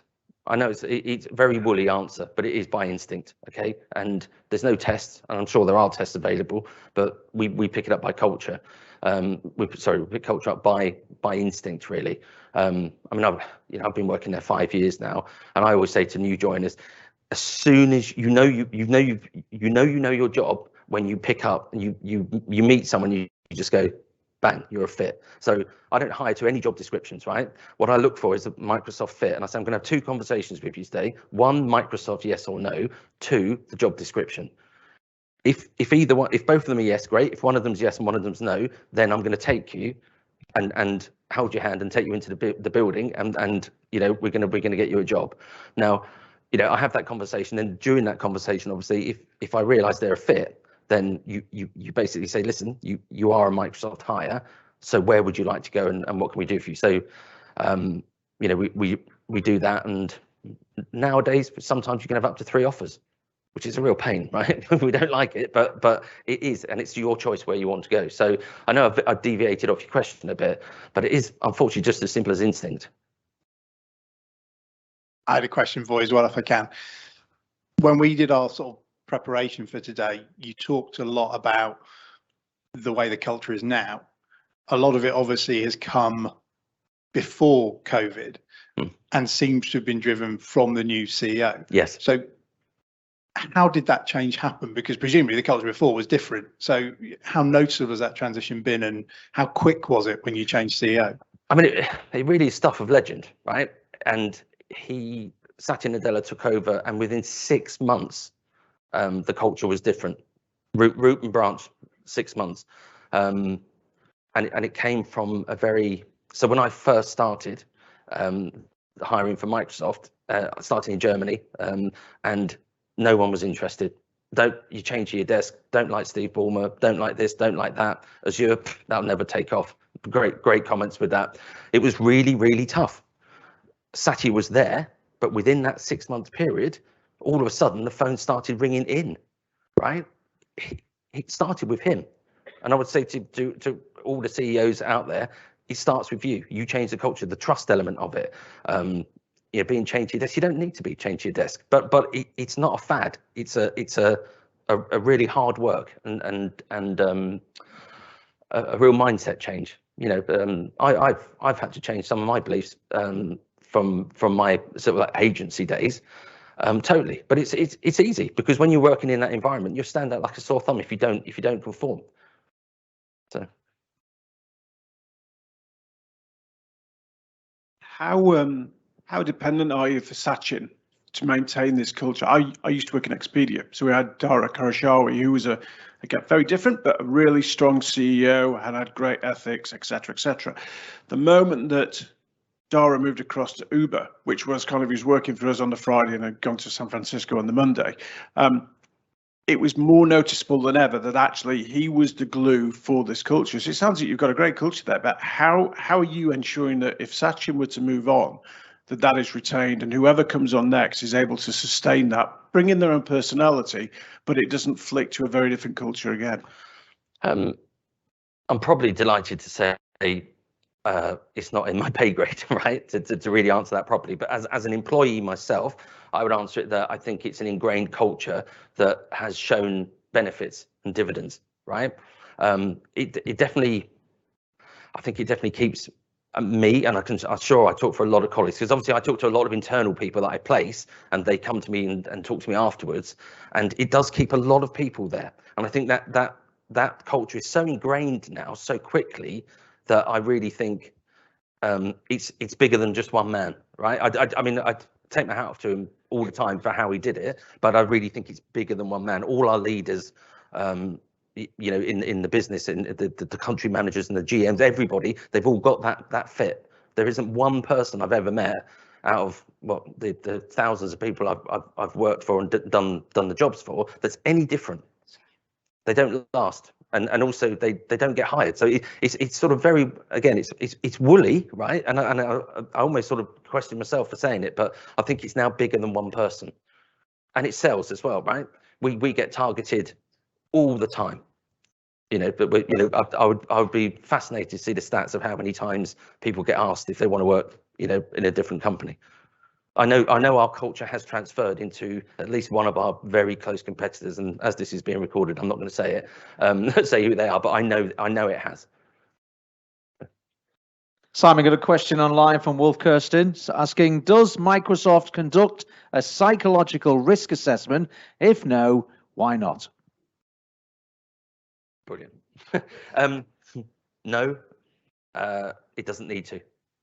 That's why, because it just doesn't need to. Somehow we're able to have the right EQ in the building and in the talent acquisition and the business, right? So talent acquisition doesn't hire people, the business does. The hiring manager is the person that hires them.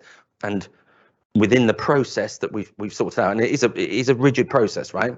We cover many angles of growth mindset. We cover angles of fit and suitability to the job, of course, and the HR interview is done by us, and we just don't feel the need that we have to test people, and we never have. And I think it would actually be very disruptive if we did put a psychological testing, because it would exclude people. Some people aren't academic; they haven't got academia in them, but their emotional their emotional intelligence is phenomenal. got one person recently that we talked about, didn't we? A lady in Belgium, and she was homeless 3 years ago, and now she's managed to get a job at our place, and you know, I think it's phenomenal. You know, but if she put that on her CV, there would be a cultural bias in the past to not even maybe engaging with her. But you know, incredibly proud that you know, we've got those sort of stories to tell. Did that reflect the question enough? Enough. Thank you. Simon, I'm not going to let you leave the stage, but okay. I'm going to let you take a seat.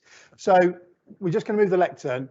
So if I can invite our other speakers. So we've got 2 new guests. So Rachel, my joint MD, or as she likes to describe herself, the better half, will join us, and Kath Bailey from Manchester Airport Group. So what we're going to do with this last session is Kath's going to give us a bit of an overview for 5 or 10 minutes about the journey that Manchester Airport Group's been on over these last 18 months, which I suspect has been rather interesting.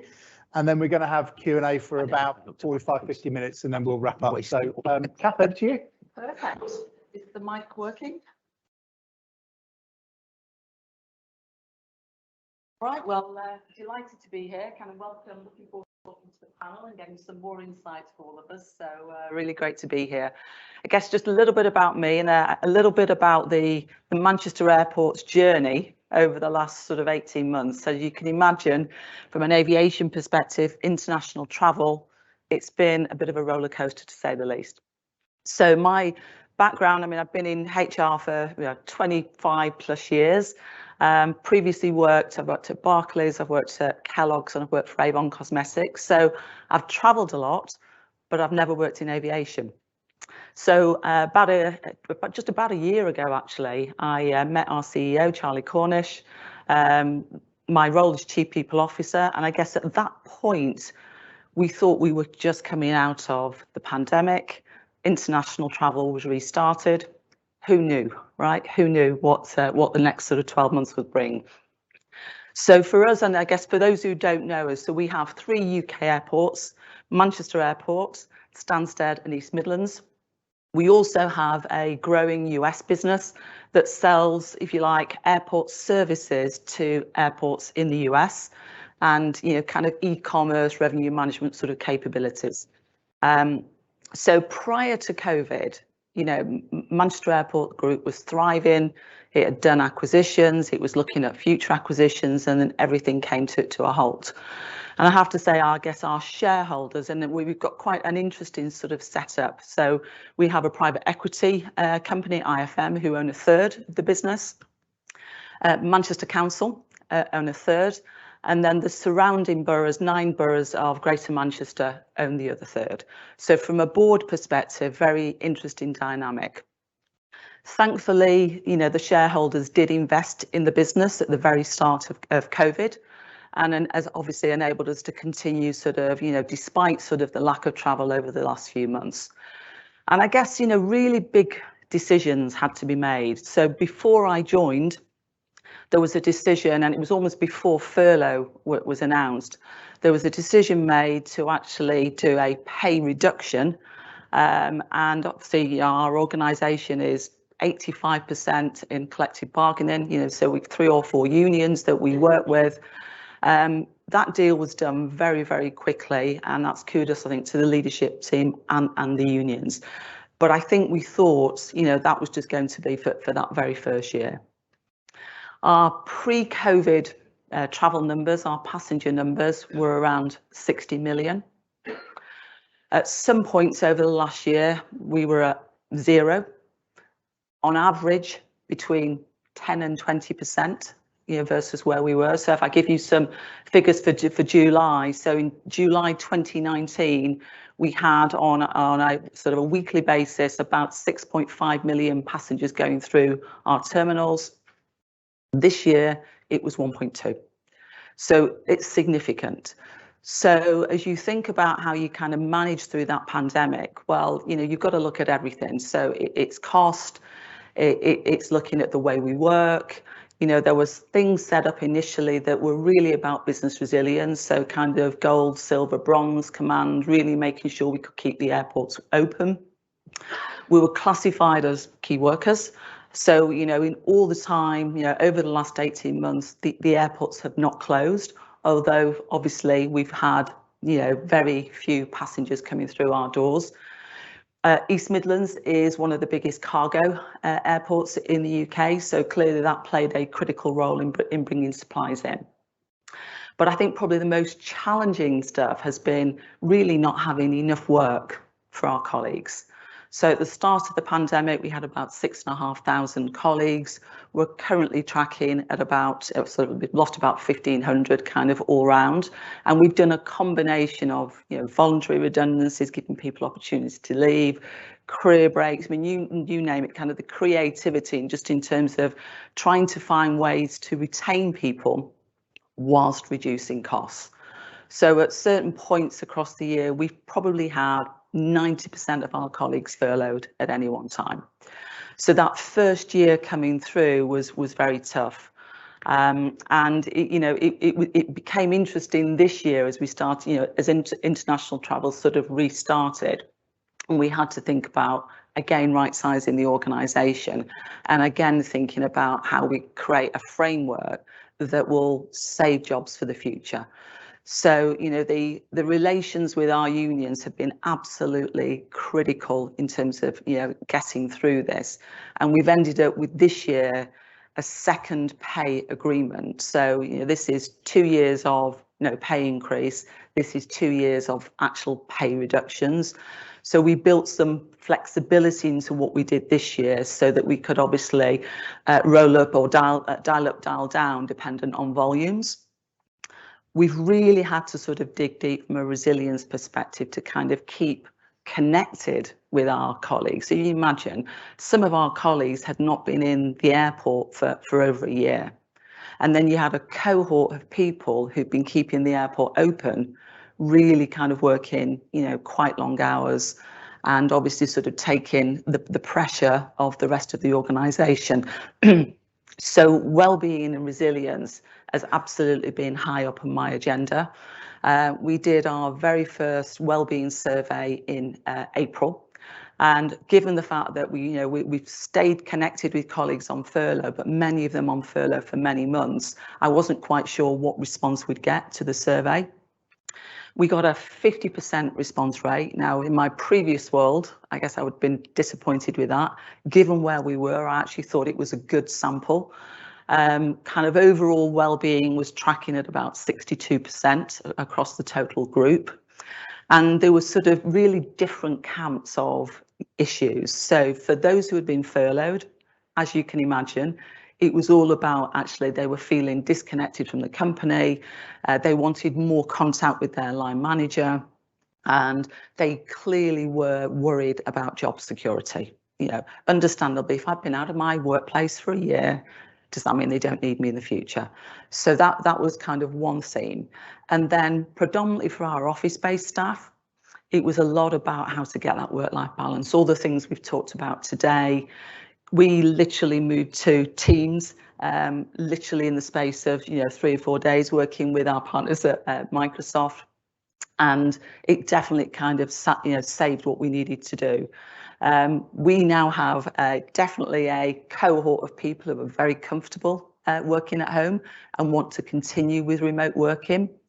And we are sort of testing out, I'm really experimenting with hybrid working, because what we've got, if you think about it, we've got most of the organisation to work needs to physically come into the airports. We've got fixed shifts that obviously line up with our airline schedules. So the key for those colleagues is how do we give more flexibility and choice on rosters and schedules, because what we can't give them is hybrid working, because they've got to be in to do their job. But for office-based workers, we are really looking at how do we make that work. And the way we did that was we categorised roles. So I think actually Stephen talked about, we kind of looked at what are the roles that need to be in because they directly support the airport. What are the roles actually that could continue to work at home? And then you've got a sort of a group in the middle who probably need to be, dial up or dial down. So I've not set any rules yet, and it really purely is an experiment for the next 6 months so that we can learn as we go. But we are kind of working on the principle that on average, the people in that middle group will come into the office around 3 days a week. We've taken the opportunity to do a redesign of our offices. So creating more collaborative space, putting points in for well-being, doing hot desking versus people having fixed desks. We've done sort of, different sort of start and finish times to try and sort of get some flexibility as people come back into our offices, whilst trying to balance the fact that we are a 24/7 operation. So it requires flexibility all round. And we've had some really, really interesting debates as an ExCo, as you can imagine, in terms of how do we ensure that we can service the airports whilst giving people flexibility. So we're hoping to sort of learn as we go. And I'm hoping that it's something that stays, but we right size it for what we need. Clearly, from an engagement perspective, it's definitely been a challenge, and I think we're going to talk about leadership with the panel. For me, I think what really differentiates, the leaders in parts of our organisation, the ones who have done it where we've got high engagement, are the leaders who've been high touch with their teams, regardless of whether they've been in, out, or furloughed. And I think certainly looking externally, I've seen the companies that separate the best from the average through the pandemic are the companies who've got leaders with the EQ and the flexibility to fine tune what they're doing. So, we're coming out, we've spent a lot of time actually lobbying the government. It's been quite interesting actually when your business has no customers due to decisions that the government is making around sort of travel, the red, amber, green lists. So we've actually kind of pivoted and really done a lot of lobbying and working with the government to try and influence the agenda. And obviously, we're delighted now that actually those vaccinated will not necessarily have to do all the tests that they currently do today, because all of that, of course, reduces passenger confidence to travel. And we get that. But it is interesting because in my previous companies where we've restructured and had to do redundancies, it's because we were moving to a different business model. This was just actually our customers stopped coming through the door. They weren't able to come through the door.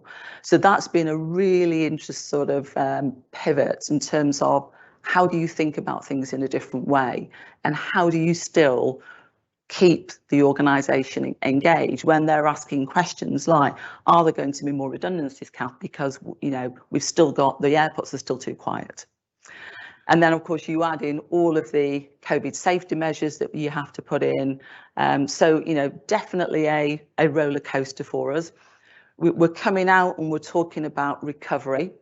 For us, I think recovery is probably still a couple of years away for us to get back to our pre-COVID passenger numbers, but we are taking that opportunity to reflect and learn how did we work differently better through the pandemic, because actually the team came together and achieved a lot.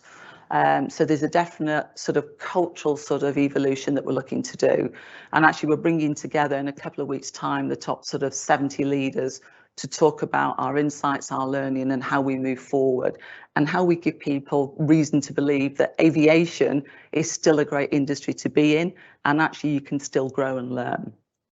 We've had to get really creative. We've not had the budget, budget was really tight, but do you know what? We've set up a mentoring program. We've done stuff on well-being and resilience.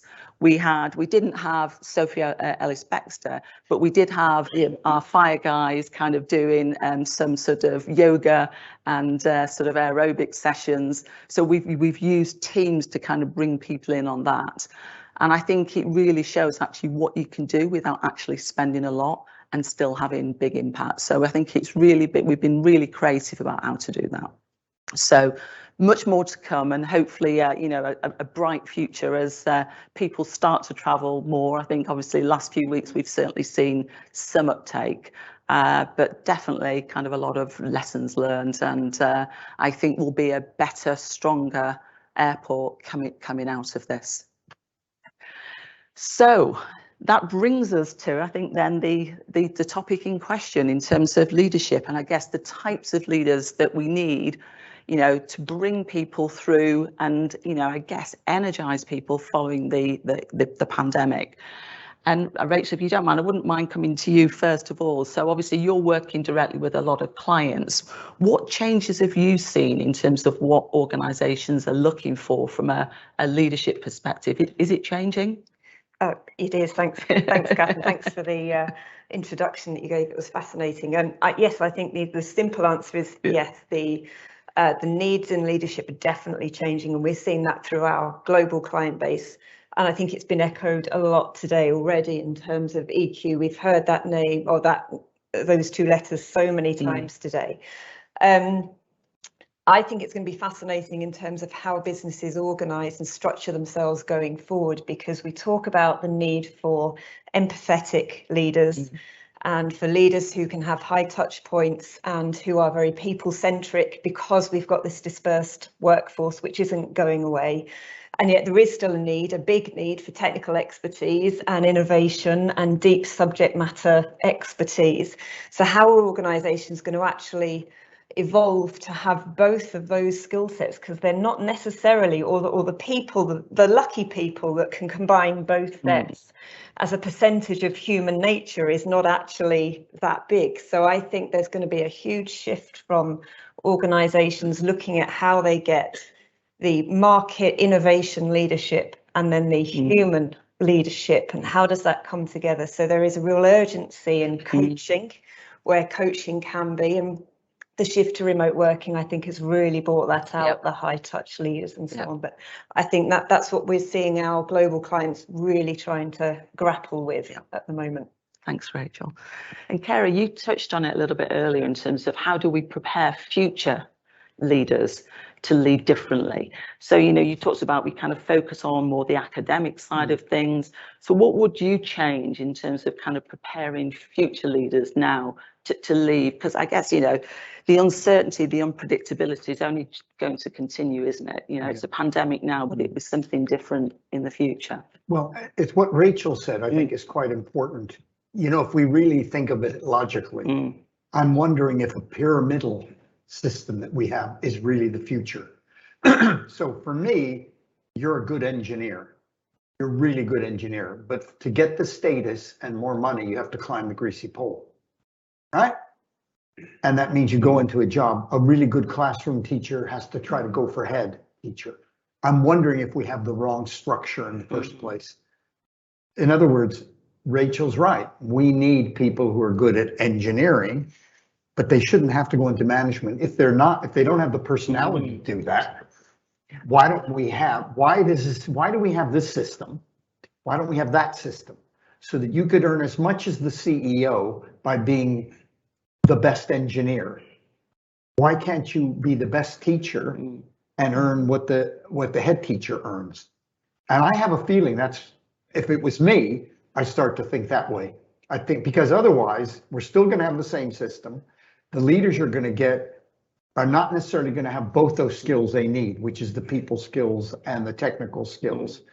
And some people should just stick with the technical because they're not really predisposed to be good at the people.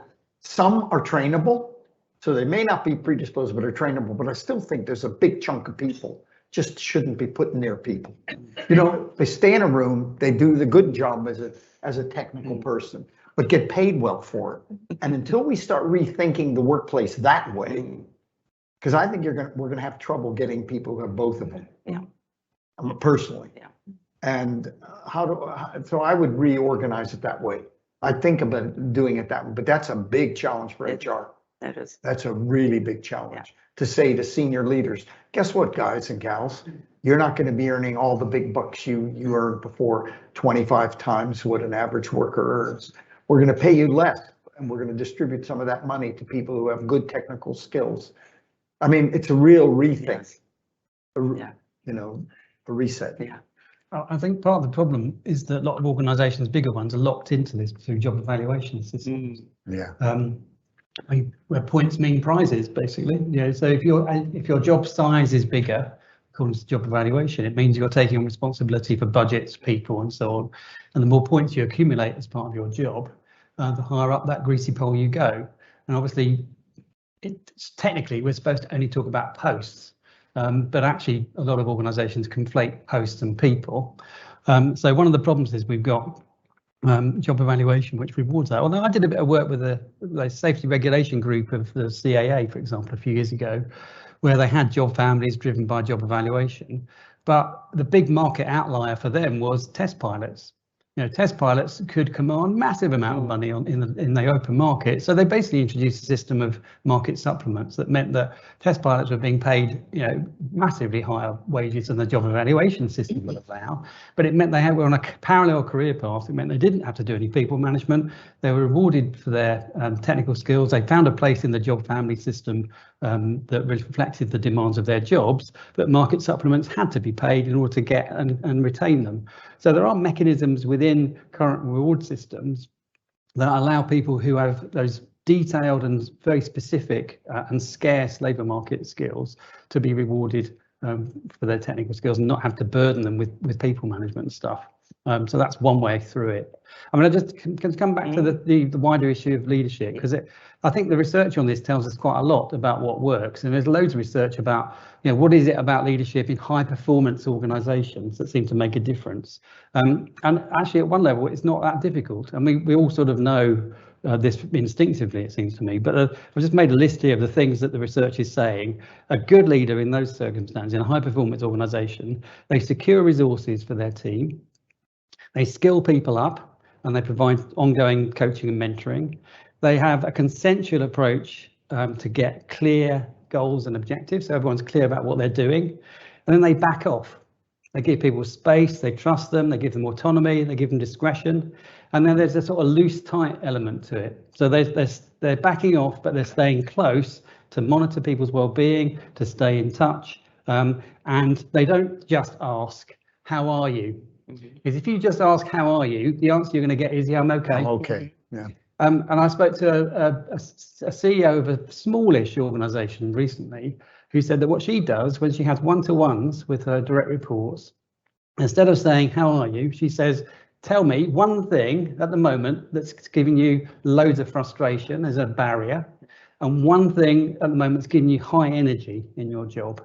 And of course, that breaks down that sort of automatic, very British response, which is, yes, I'm fine, thank you very much. Let's just talk about, you know, my projects or whatever. And so having those interactions with people, using the skills of EQ and your interpersonal skills to try and probe what is really going on in people's minds and making it open for them to say, actually, this is really hacking me off at the moment, or it's causing me a problem. It means you've got something practical and tangible you can focus on. And a good leader is able to spot that early on and nip it in the bud. Yeah.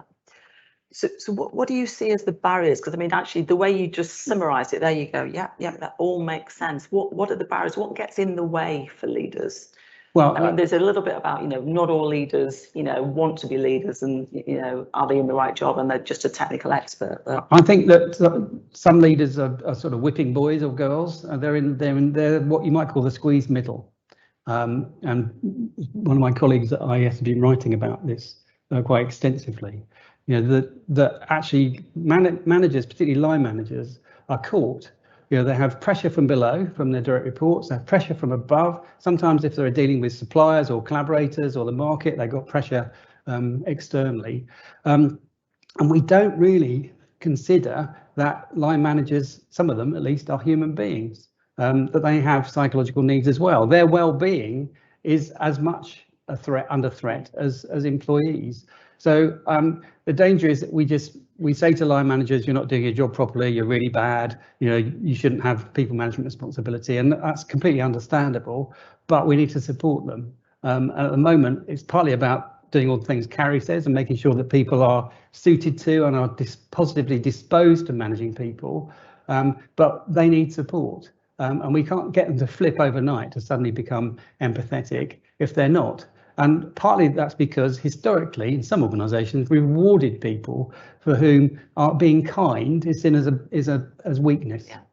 And you know, compassion and kindness are not weaknesses. Yeah. They should be strengths currently in this environment. Okay, thank you. And Simon, perhaps coming to you, because obviously in the tech space, you know, it's hot talent, you know, like you say, I mean, obviously Microsoft huge, and, you know, it sounds like a lot of people coming to you and looking for roles now.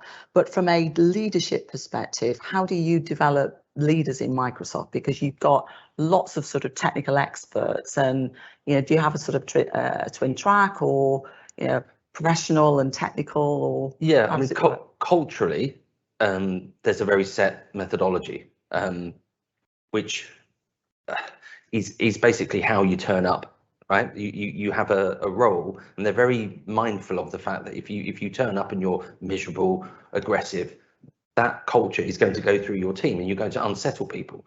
So, I mean, again, we're very lucky where the energetic people that are in management have that, and sometimes you know, it can be frustrating when people are always happy, but as you say, it is a skill, and I've only just, you know, the pennies dropped even when you said it. It is a skill. My direct manager, hopefully he's listening, my direct manager, always happy, always positive, doesn't do aggression and conflict and stuff like that. That's actually a brilliant attribute, and that's something that we search for. So with the, you know, some of the highest leaders that I speak to on a recruitment basis, they're always masterful politicians. You know, they're always very, very positive. They stand at the front. They also need to stand at the back and just let everyone else do it.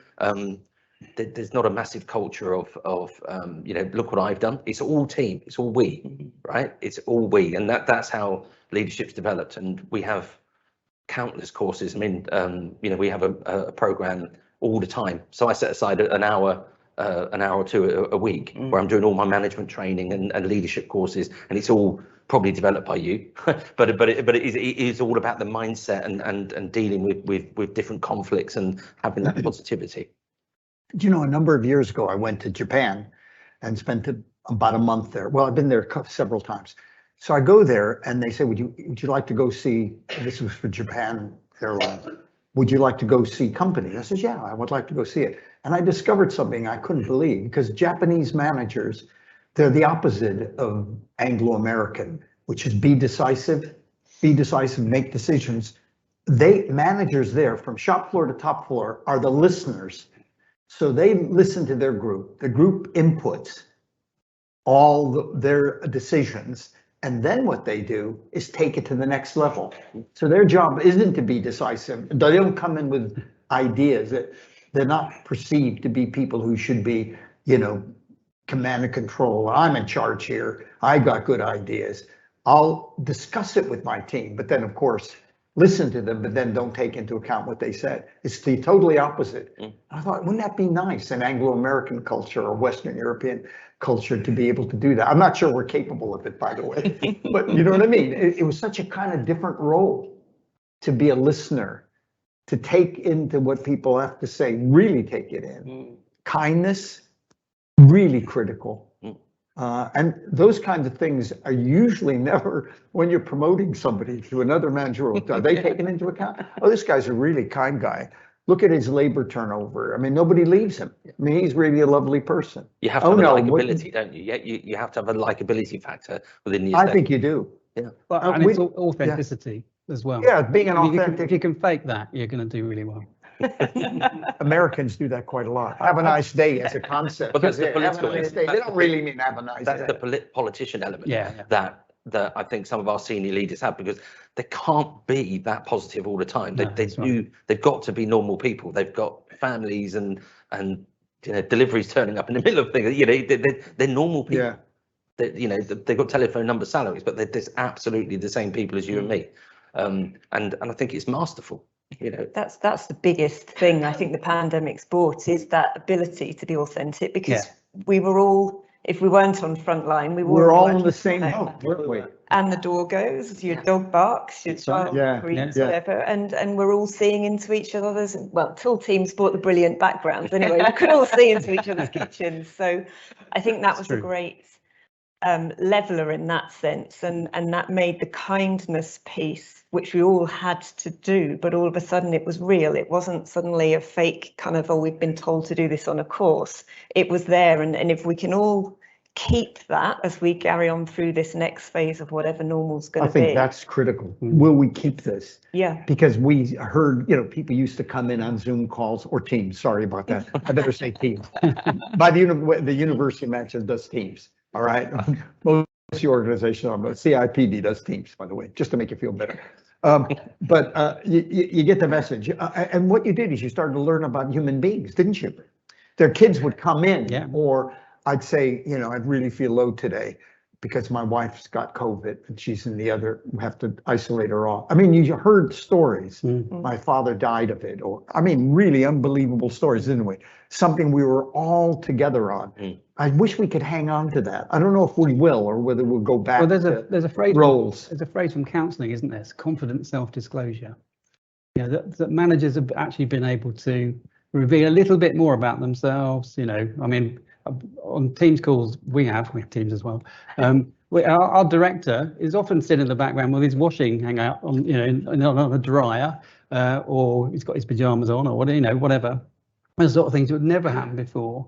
But actually, a lot of leaders have actually felt more confident to disclose things about themselves and to show themselves as individuals. Yeah, it's funny you say that, Steve, because I was asked I was on the radio at BBC doing a radio interview, and they said, well, what do we do about, how do we get people to talk about their problems? Because mental health is a problem and everybody's keeping it buried. But we know from the ONS survey, everybody's suffering during this period of time.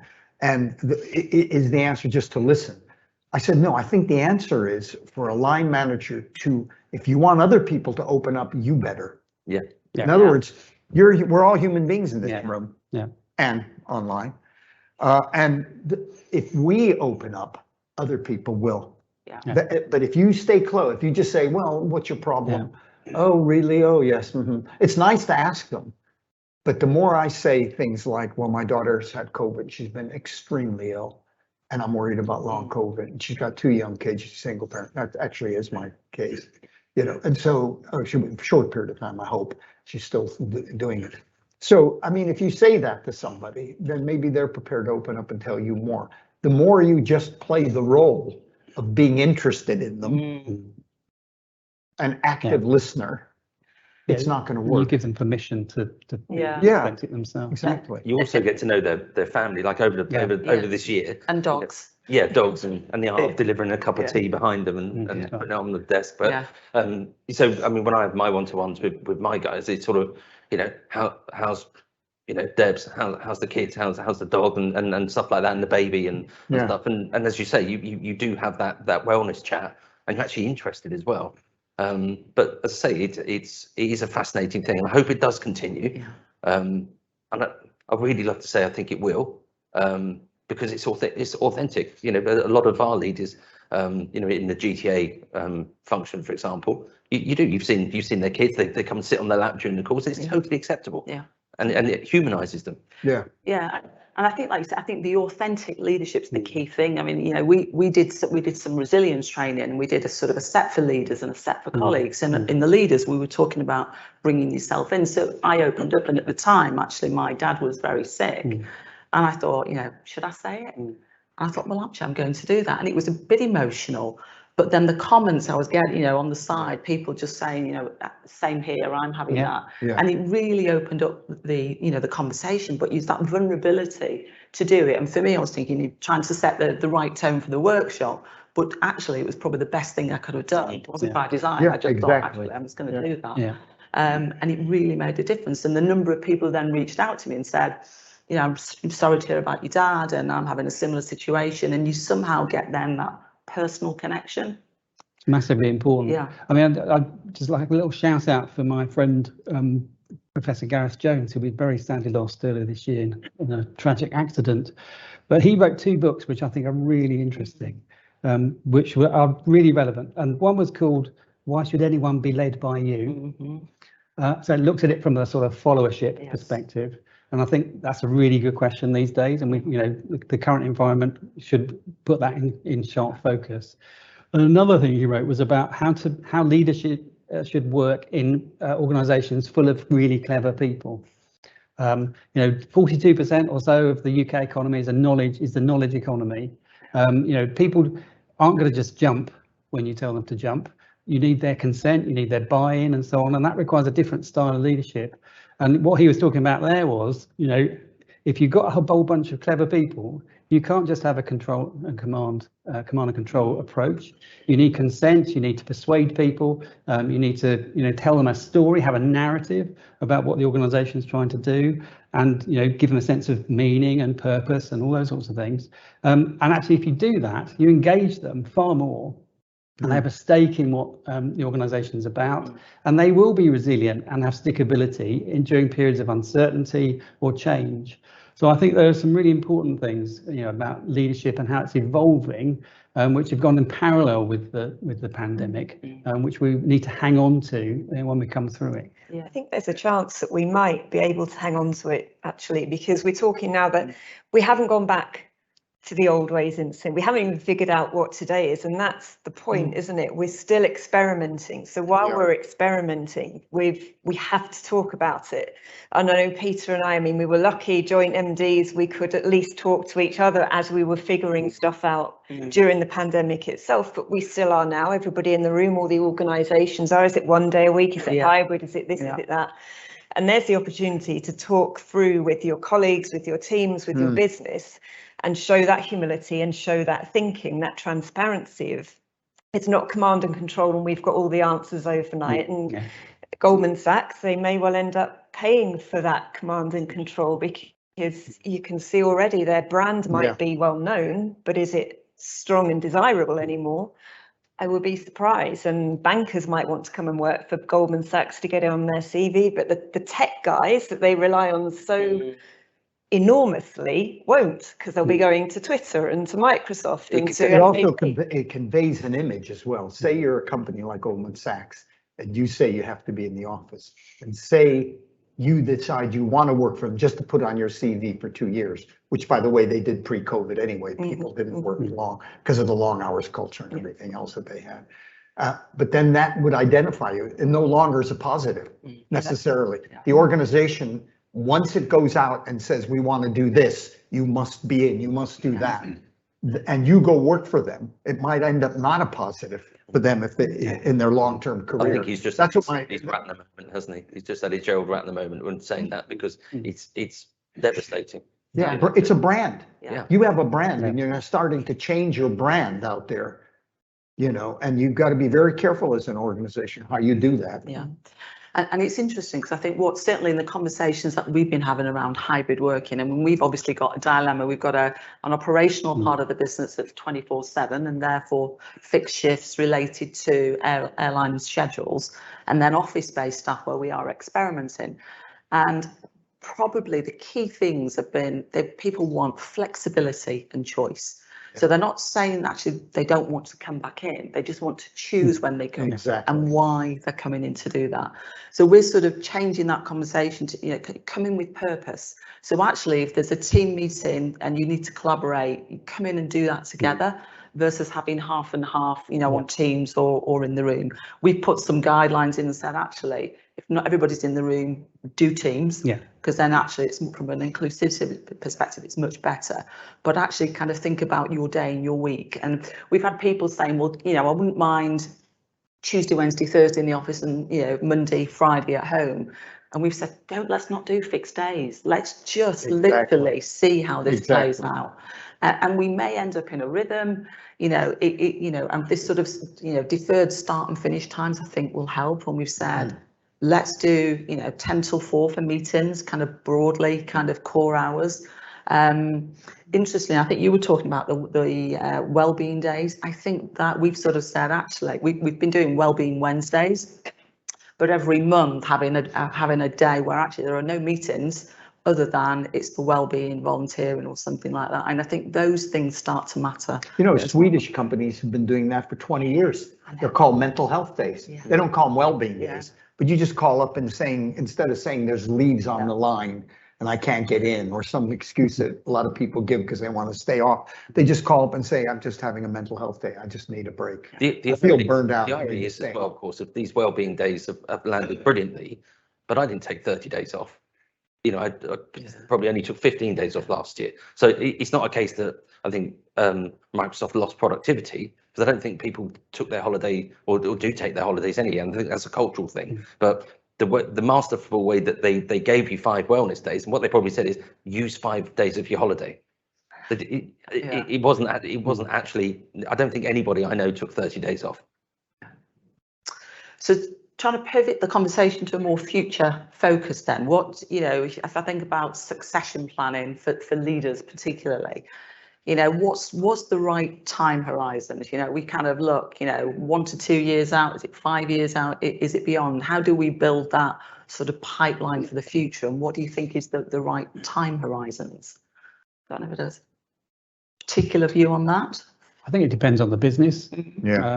You know, some businesses can do this. You know, I mean, back in the old days, the civil service had a sort of in at the bottom all the way through. Yeah. You know, some of the big oil companies had sort of workforce planning mechanisms that could spot potential at graduate recruitment level, and they could plot someone's career through different functional jobs in order for them to be ready for a more senior job later on. I think that still happens up to a point, but I think it's a lot more flexible these days. So I think you're looking for sort of traits. I think the ability to predict over the long term a good leader is still quite hard. Yeah. One of the stories that I heard from the civil service is that they have this fast track scheme, and they do all sorts of psychometric assessments and, you know, leaderless groups and inventory exercises and all these fantastic psychometric exercises. When they look back over 30 years of their data to see which of those exercises was the best predictor of future success, it wasn't any of those exercises. It was the discussion at the end where they got everyone on the assessment centre together and they asked them, just tell us which amongst you, now you've been together for 3 days, do you think is most likely to succeed?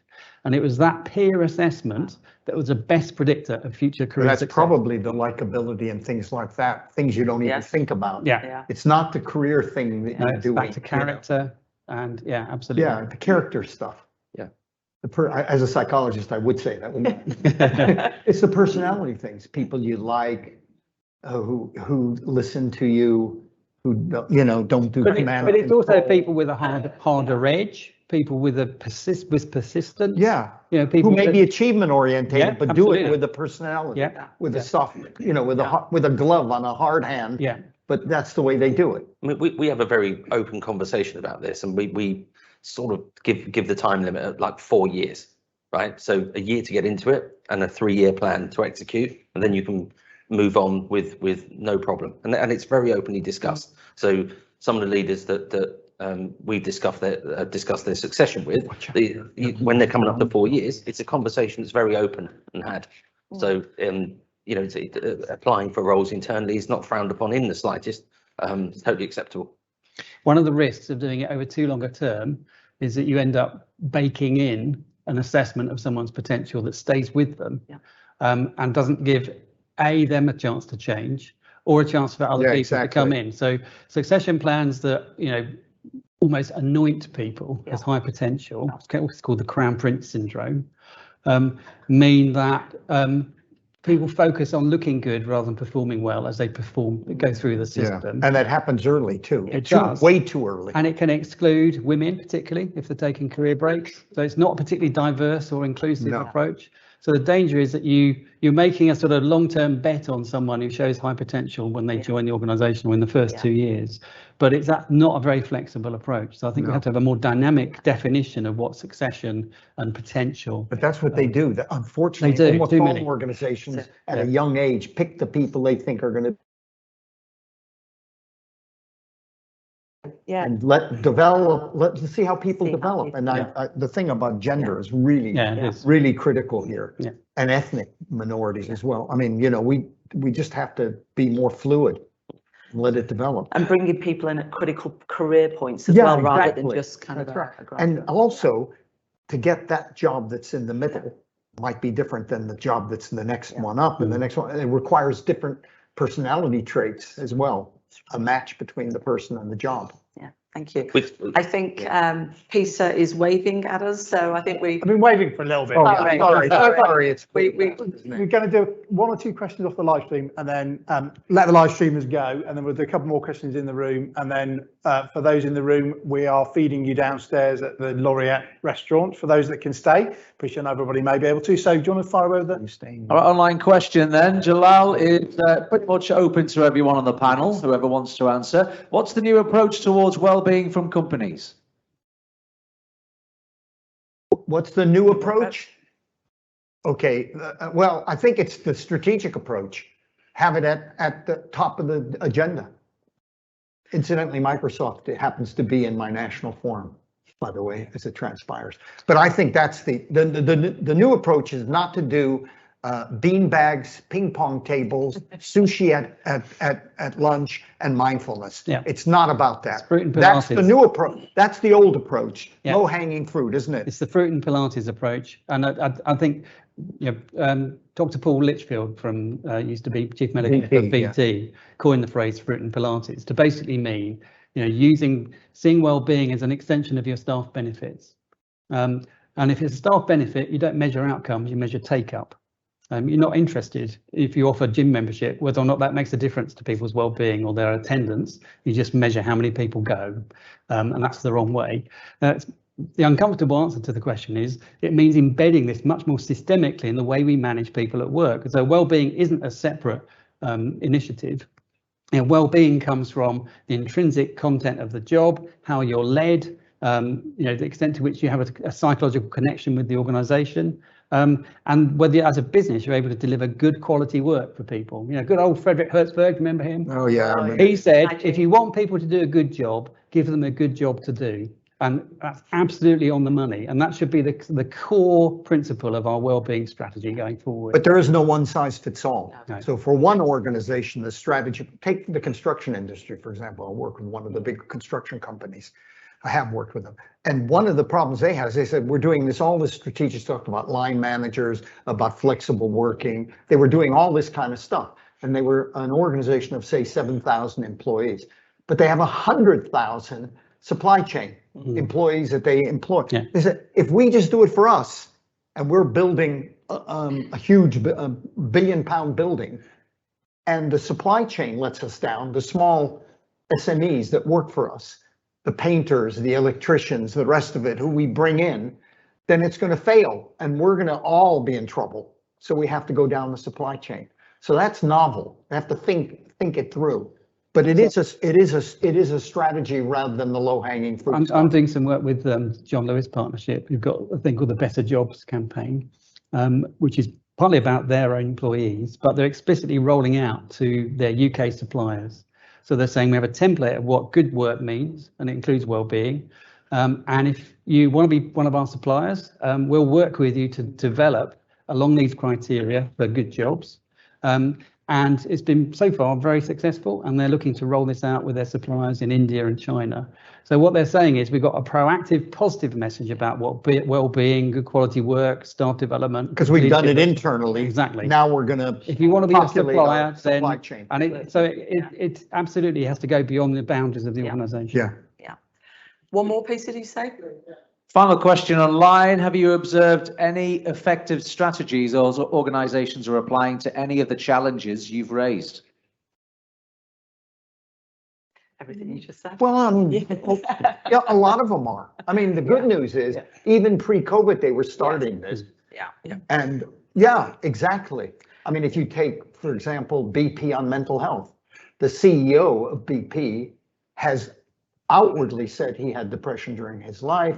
It's a very important issue for me. He got to the top still with problems of mental health problems.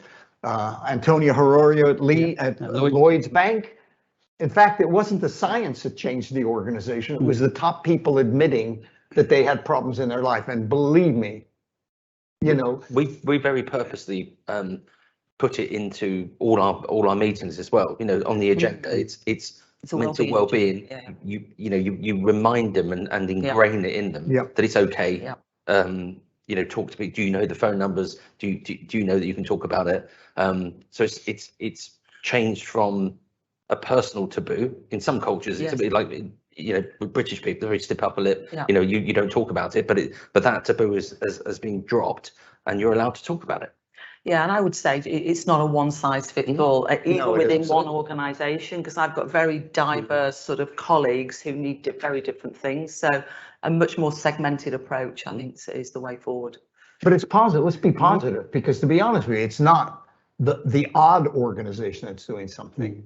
A lot of them are, and they've been doing it pre-COVID. All this has done is accelerated it. Because hybrid has accelerated. Mental health has been a big issue. The line manager has been a big issue pre-COVID. All it's done is this whole pandemic's accelerated. We have a lot of good examples in the UK. But we mustn't lose the momentum once the pandemic is over. No, that's the important thing.